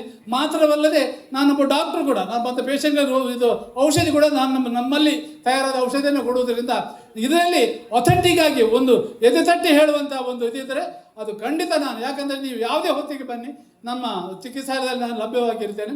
ನಿಮಗೆ ಇಂಥ ಒಂದು ಔಷಧಿಗಳ ಬಗ್ಗೆ ಮಾಹಿತಿಯನ್ನು ಕೂಡ ಕೊಡ್ತೇನೆ. ಇಂಥದ್ದೇ ಒಂದು ಔಷಧಿಗಳನ್ನು ನಾನು ಕೊಡಲಿಕ್ಕೆ ಸಮರ್ಥನಿದ್ದೇನೆ ಅಂತ ಹೇಳ್ತಾ, ಇನ್ನು ಸಾಕಷ್ಟು ಹೇಳ್ತಾ ಹೋದರೆ ಗುರುಗಳು ಮಾತಾಡಲಿಕ್ಕಿದ್ದಾರೆ. ನಾನು ಹಾಗೆ ಏನಾದರೂ ನಿಮಗೆ ಸಂದೇಹ ಇದ್ದರೆ ಅಥವಾ ಕೇಳುವಂಥ ಏನಾದರೂ ಇದ್ದರೆ, ನಿಮ್ಮ ಏನೋ ಸಮಸ್ಯೆಗಳಿದ್ದರೆ ದಯವಿಟ್ಟು ಎದ್ದು ಕೇಳ್ಬೋದು. ಇಲ್ಲ ಅಂತ ಹೇಳಿದರೆ ನನಗೆ ನಮ್ಮ ಕಲ್ಕೂರು ಪ್ರತಿಷ್ಠಾನದಿಂದ ಕಲ್ಕೂರು ಒಳ್ಳೆಯ ಒಂದು ಅವಕಾಶವನ್ನು ಮಾಡಿದ್ದಾರೆ. ಅವರು ಇನ್ನೂ ಇಂಥ ಉತ್ತಮ ಕಾರ್ಯಕ್ರಮಗಳನ್ನು ಆಯೋಜನೆ ಮಾಡುವಂಥ ಒಂದು ಅವರಿಗೆ ಸುಯೋಗ ಬರಲಿ ಅಂತೇಳಿ ಆ ಭಗವಂತ ಧನ್ವಂತರಿ ಹತ್ರ ಬೇಡುತ್ತಾ, ಇಲ್ಲಿಯ ಎಲ್ಲ ದೇವರುಗಳಿಗೆ ನಾನು ವಂದನೆ ಹೇಳ್ತಾ ನನ್ನ ಈ ಸಣ್ಣ ಒಂದು ಇದನ್ನು, ಯಾಕಂತ ಹೇಳಿದರೆ ನಾನು ಹೇಳಲಿಕ್ಕೆ ಹೋದರೆ ಅದು 3 ಗಂಟೆ ಹೋದರೂ ಮುಗಿಯೋದಿಲ್ಲ ಅಂದರೆ ಅಷ್ಟು ಇದಿದೆ. ಯಾಕಂದ್ರೆ ನನ್ನ ಹತ್ರ ಇದಕ್ಕೆ ಬೇಕಾದಂಥ ಸಸ್ಯಗಳ ಕಂಪ್ಯೂಟರೈಸ್ಡ್ ಫೋಟೋ ಕೂಡ ಇದೆ, ಅದನ್ನು ತೋರಿಸಿ ನಾನು ಹೇಳ್ತೇನೆ. ಆದರೆ ಇಲ್ಲಿ ಆ ಅವಕಾಶ ಇಲ್ಲ. ಹಾಗೆ ಕೇವಲ ನಾವು ದಿನನಿತ್ಯ ನೋಡುವಂಥ ಇದರ ಬಗ್ಗೆ ಹೇಳ್ತೇನೆ. ಕೊನೆಯದಾಗಿ ಒಂದು ತುಳಸಿಯ ಬಗ್ಗೆ ಹೇಳ್ತೇನೆ. ಯಾಕಂತೇಳಿ ತುಳಸಿ ಭಾರಿ ಒಂದು ಉತ್ತಮ. ಪ್ರತಿಯೊಂದು ಹಿಂದೂಗಳ ಮನೆಯ ಈಶಾನ್ಯ ಭಾಗದಲ್ಲಿ ಒಂದು ತುಳಸಿ ಕಟ್ಟೆ ಮಾಡ್ತಾರೆ. ತುಳಸಿ ಕಟ್ಟೆ ಯಾಕೆ ಅಥವಾ ತುಳಸಿಯನ್ನು ಯಾಕೆ ಮನೆಯಲ್ಲಿ ಬೆಳೆಸ್ತಾರೆ ಅಂತ ಹೇಳಿದರೆ, ಇಲ್ಲದೇನು ಧ್ವಜಕ್ಕೆ ಬೆಳೆಸ್ಬೋದಿತ್ತು. ತುಳಸಿಯನ್ನು ಯಾಕೆ ಮಾಡ್ತಾರೆ ಅಂದರೆ ತುಳಸಿ ಅಷ್ಟು ಪ್ರಧಾನ. ಅಲ್ಪ ಮಾತ್ರ ಉಪಯೋಗಿತ್ವಾತ್ ಔಷಧಿಭ್ಯೋ ಅಧಿಕೋರಸ ಅಂತ ಹೇಳ್ತಾರೆ. ಈ ತುಳಸಿ ಉಂಟಲ್ಲ, ನೀವು ಎಷ್ಟು ಕಡಿಮೆ ಪ್ರಮಾಣದಲ್ಲಿ ಉಪಯೋಗ ಮಾಡಿದರೂ ಸಮೇತ ಮನುಷ್ಯನಿಗೆ ರೋಗ ಪ್ರತಿರೋಧಕ ಶಕ್ತಿಯನ್ನು ಮಾಡ್ತದೆ. ಎಲ್ಲಕ್ಕಿಂತ ಹೆಚ್ಚು ಎಲರ್ಜಿಯನ್ನು ಕಡಿಮೆ ಮಾಡ್ತದೆ. ರಕ್ತಕ್ಕೆ ಸಂಬಂಧ ಮಾಡ್ತಂಥ ಯಾವುದೇ ರಕ್ತ ದೃಷ್ಟಿ ಇರ್ಬೋದು, ಇದನ್ನು ಸಮ ಮಾಡ್ತದೆ. ಉದಾಹರಣೆ ನೋಡಿ, ಏನಾದರೆ ಪಕ್ಕನೆ ಒಂದು ಕಂಬಳು ಹುಳಿ ಅಥವಾ ಏನಾದರೂ ಒಂದು ಯಾವುದು ಜೀವನವನ್ನು ಕಚ್ಚಿದರೆ ನೀವು ತಕ್ಷಣ 4 ತುಳಸಿ ಎಲೆ ತನ್ನಿ, ಅದನ್ನು ತುರಿಕೆ ಇರೋ ಜಾಗಕ್ಕೆ ಹಚ್ಚಿದರೆ ವಿದಿನ್ ನೋ ಟೈಮ್ ತುರಿಕೆ ಕಡಿಮೆ ಆಗ್ತದೆ. ಎಂಥ ಅದ್ಭುತ ನೋಡಿ, ಅಷ್ಟು ಪವರ್ ಉಂಟು. ಇನ್ನು ಮಕ್ಕಳಿಗೆ ಜ್ವರ, ಈ ಕೆಲವು ಮಕ್ಕಳಿಗೆ ಏನಂತ ಹೇಳಿದರೆ ಜ್ವರ ಬಂದರೆ ಕಂಟ್ರೋಲ್ ಇರೋದಿಲ್ಲ, 100, 102, 100 ಮೇಲ್ಮೇಲೆ ಹೋಗುತ್ತೆ. ಮಗು ಅಲ್ಲಿಗೆ ಜ್ವರ ಹೆಚ್ಚಾಗಿ ಫೈಂಟ್ ಆಗಿ ಬೀಳ್ತದೆ. ಅಂಥ ಕೇಸಿನಲ್ಲಿ, ಅಂಥ ಸಂದರ್ಭದಲ್ಲಿ ಆ ಮಗುವಿಗೆ 1 ಚಮಚ ತುಳಸಿ ರಸ ಚೂರು ಜೇನು ಮಿಕ್ಸ್ ಮಾಡಿ ಕೊಡಿಸಿದರೆ ಕೂಡಲೇ ತಕ್ಷಣ ಜ್ವರ ನಿಲ್ತದೆ. ಮಾತ್ರ ಅಲ್ಲದೆ ತುಳಸಿಯ ರಸವನ್ನು ಮಗು ನೆತ್ತಿಗೆ, ಎದೆಗೆ, ಕಾಲಡಿಗೆ ಎಲ್ಲ ಹಚ್ಚಿದ ಮರ್ಮಗ ಸ್ಥಾನಗಳಿಗೆ ಹಚ್ಚಿದರೆ ತಕ್ಷಣದಲ್ಲಿ ಜ್ವರ ನಿಲ್ತದೆ. ಅಂಥ ಅದ್ಭುತ. ಅಷ್ಟು ಒಂದು ಉತ್ತಮ ಔಷಧಿಯ ಗುಣ ಇರುವಂಥ ತುಳಸಿಯನ್ನು ನೀವು ಹುಡುಕೊಂಡು ಎಲ್ಲೆಲ್ಲಿ ಹೋಗಬೇಡಿ, ನಿಮ್ಮ ಮನೆಯ ಈಶಾನ್ಯ ಭಾಗದಲ್ಲಿ ಕಟ್ಟೆ ಮಾಡಿ ಅಲ್ಲಿ ತುಳಸಿಯನ್ನು ಬೆಳೆಸಿ ಅಂತ ಹೇಳಿದ್ದಾರೆ. ಅದು ಸಹ ಈಗ ಫ್ಲ್ಯಾಟಲ್ಲಿ ಎಲ್ಲ ನಾವು ಇರೋದು, ಒಂದು ದೊಡ್ಡ ಪೇಂಟ್ ಖಾಲಿ ಆದ ದಬ್ಬದಲ್ಲಿ ತುಳಸಿಯನ್ನು ತಂದು ಅಲ್ಲಿ ಬೆಳೆಸೋದು, ಅದಕ್ಕೆ ಸುತ್ತು ಬರಲಿಕ್ಕಿಲ್ಲ, ಏನಿಲ್ಲ. ಆದರೆ ನೀವು ಮುಂಚಿನ ಕೆಲವು ಮನೆಗಳಲ್ಲಿ ಈ ನೋಡಿರ್ಬೋದು, ತುಳಸಿ ಕಟ್ಟೆ ಅಂತ ಹೇಳಿದ್ರೆ ನಾವು ಭುಜದಷ್ಟು ಗಾತ್ರ ಇರಬೇಕಂತೆ. ಆ ತುಳಸಿ ನಾವು ಪ್ರದಕ್ಷಿಣೆ ಬರಬೇಕಾದ್ರೆ ತುಳಸಿಯ ಪರಿಮಳ ನಮ್ಮ ಮೂಗಿಗೆ ಬರಬೇಕು. ಅಷ್ಟು ಒಂದು ಸಿಸ್ಟಮ್ಯಾಟಿಕ್ ಆಗಿ ಹೇಳಿದ್ದಾರೆ. ಆದರೆ ಈಗ ಅವಕಾಶ ಇಲ್ಲ ಅಂಥದ್ದು ಮಾಡ್ತಾರೆ. ಆದರೆ ತುಳಸಿ ಮಾತ್ರ ಭಾರಿ ಸೂಪರ್. ಇದು ಅಲರ್ಜಿ ಇರ್ಬೋದು, ಕೆಮ್ಮು ಇರ್ಬೋದು, ಕಫ ಇರ್ಬೋದು, ಮತ್ತು ರಕ್ತದೃಷ್ಟಿ ಇರ್ಬೋದು, ಎಲ್ಲಕ್ಕಿಂತ ಹೆಚ್ಚು ಈ ಪ್ರಾಥಮಿಕ ಹಂತದ ಬ್ಲಡ್ ಕ್ಯಾನ್ಸರ್ನಲ್ಲಿ ಕೂಡ ಇದು ಮಾಡ್ತದೆ. ಯಾಕಂದರೆ ಅವರೋಹಣ ಕ್ರಮದಲ್ಲಿ ತುಳಸಿ ಎಲೆಯನ್ನು ಸೇವನೆ ಮಾಡ್ತಾ ಬಂದರೆ ಇದರಿಂದ ಉತ್ತಮ ಒಂದು ಪ್ರಯೋಜನ ನೀಡ್ತದೆ ಅಂತೇಳಿ ಕೂಡ ಹೇಳಿದ್ದಾರೆ. ಇದರ ಒಂದು ವೈಜ್ಞಾನಿಕವಾಗಿ ಇದು ಪ್ರೂವ್ ಆಗಿದೆ ಕೂಡ. ದಿನನಿತ್ಯ ಇವತ್ತು 1, ನಾಳೆ 2, ನಾಡಿದ್ದು 3 ಹೀಗೆ ಅವರೋಹಣ ಕ್ರಮದಲ್ಲಿ 48 ದಿನ ಆ ನಂತರ 48 ದಿನದಿಂದ 47, 46 ಹೀಗೆ ಕಡಿಮೆ ಮಾಡ್ತಾ ಬರಬೇಕು. ಆಗ ಏನಿದೆ, ತುಳಸಿಯ ಒಂದು ಆ ಗುಣ ಉಂಟಲ್ಲ, ಅದು ದೇಹದಲ್ಲಿ ಪ್ಲಾಸ್ಮಾ ಸ್ಯಾಚುರೇಷನ್ ಆಗ್ತದೆ, ಪ್ಲಾಸ್ಮಾ ಅಂತ ರಕ್ತಗತವಾಗ್ತದೆ. ಈ ರಕ್ತಗತ ನಿಧಾನವಾಗಿ ಅದರ ಪರಿಣಾಮ ಅದು ನಮಗೆ ಉತ್ತಮ ಪರಿಣಾಮವನ್ನು ನೀಡ್ತದೆ ಅಂತೇಳಿ ಕೂಡ ಶಾಸ್ತ್ರದಲ್ಲಿ ಉಲ್ಲೇಖ ಇದೆ. ಆದ್ದರಿಂದ ತುಳಸಿ ಭಾರಿ ಮಹತ್ವದ ಒಂದು ಔಷಧಿಯ ಗಿಡವಾಗಿದೆ. ಅದನ್ನು ನಮ್ಮ ಸನಾತನ ಧರ್ಮದಲ್ಲಿ ಮನೆಯ ಅಂಗಳದಲ್ಲಿ ಈಶಾನ್ಯ ಮೂಲೆಯಲ್ಲಿ ಬೆಳೆಸಿ ಅಂತೇಳಿ ನಮ್ಮ ಪೂರ್ವಜರು ಅಥವಾ ಗುರು ಹಿರಿಯರುಗಳು ನಮಗೆ ತಿಳಿಸಿರ್ತಾರೆ. ಅದನ್ನು ನಾವು ತಿಳ್ಕೊಳ್ಬೇಕಾಗಿದೆ. ಇದೇ ರೀತಿ ನಾವು ನೋಡಲಿಕ್ಕೆ ಹೋದರೆ ಸುಮಾರು 1750 ವಿಧದ ಗಿಡಮೂಲಿಕೆಗಳು ನಮ್ಮ ಸುತ್ತಮುತ್ತ ಇದೆ. ನಮ್ಮ ವೆಸ್ಟರ್ನ್ ಘಾಟ್ಸಿಂದ ಕರಾವಳಿ ಪ್ರದೇಶದ ತನಕ ನಾವು ಗುರುತಿಸಿದರೆ ಇಂಥ ಸಾಕಷ್ಟು ಅದು ಈ ಲಿವರ್ ಡಿಸೀಸಿಗೆ ಇರ್ಬೋದು ಅಥವಾ ಸ್ಟೋನ್ ಹೆಚ್ಚಿನವರಿಗೆ ಒಂದು ಬ್ಲಾಡರ್ ಸ್ಟೋನ್ ಅಥವಾ ಕಿಡ್ನಿ ಸ್ಟೋನ್ ಇಂಥ ಸಮಸ್ಯೆಯನ್ನು ಮಾಡ್ತಾರೆ. ಅದಕ್ಕೆ ಸೂಪರ್ ಆದಂಥ ಔಷಧಿಗಳು ಸಿಂಪಲ್ ಆಗಿ ನಮ್ಮಲ್ಲಿದೆ. ಯಾವುದೇ ಇದು ಸರ್ಜರಿಯ ಅವಶ್ಯಕತೆ ಇಲ್ಲದೆ ಗುಣ ಮಾಡು, ಸಕ್ಕರೆ ಹಾಕಿ ಪೀಸ್ ಆಗಿ ಸ್ಟೋನ್ ಹೊರಗೆ ಬರುವಂಥ ಔಷಧಿಗಳು, ಅಂಥ ಮಿರಾಕಲ್ ಒಂದು ಕೆಲಸ ಮಾಡುವಂಥ ಔಷಧಿಗಳು ನಮ್ಮ ಸುತ್ತಮಿದೆ. ಇದನ್ನು ತಿಳ್ಕೊಂಡಾಗ ಸಾಧ್ಯದಷ್ಟು ನಮ್ಮಲ್ಲಿ ಈಗ ಬೇಕಾದಷ್ಟು ಆಯುರ್ವೇದ ಡಾಕ್ಟರ್ಗಳಿದ್ದಾರೆ, ಅವರಲ್ಲಿ ಸರಿಯಾದಂಥ ಮಾಹಿತಿ ಇದೆ.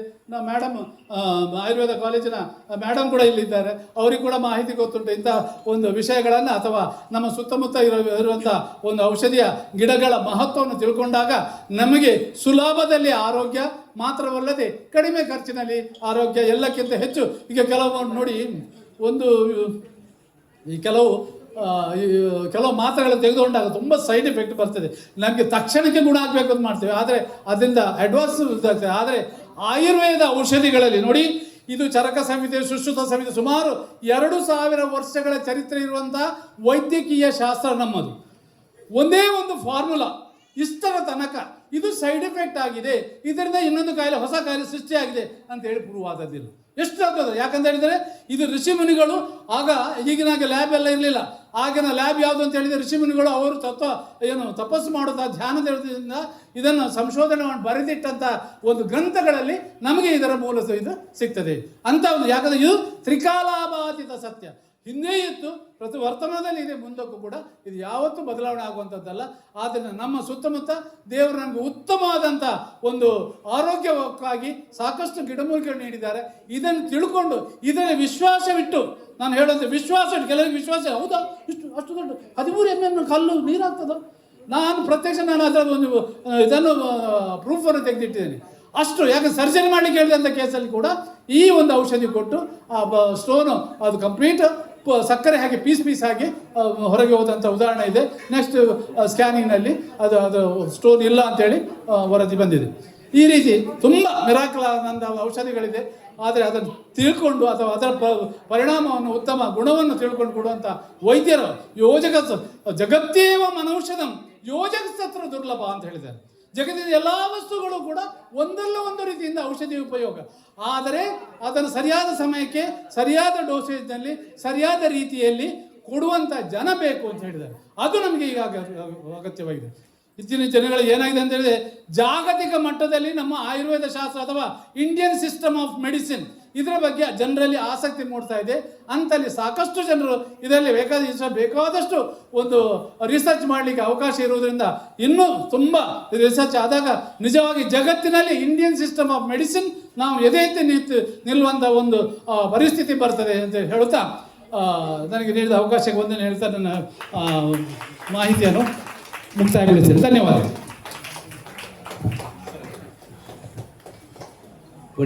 ಮೂಮೆಂಟ್ ಡಾಕ್ಟರ್ ಅಂಜನ್ನವರ ಹತ್ರ ಅಗೆದಷ್ಟು ಒಸರಿ ಇದೆ.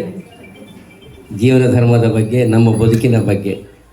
ಬಹುಶಃ ಆ ಎಲ್ಲ ಒಸರಿಗಿಂತಲೂ ಇನ್ನಷ್ಟು ಅಗೆದಷ್ಟು ಗಂಗೆಯ ಪ್ರವಾಹದಂತೆ ಪೂಜ್ಯ ಗುರುಗಳು ನಮಗೆ ಇವತ್ತು ಆಶೀರ್ವಾದ ಮಾಡುವವರಿದ್ದಾರೆ.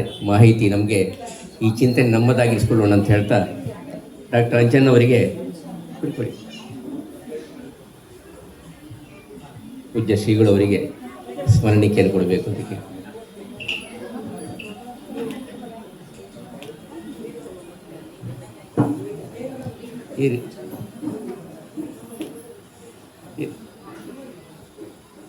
ಶ್ರೀಗಳಿಂದ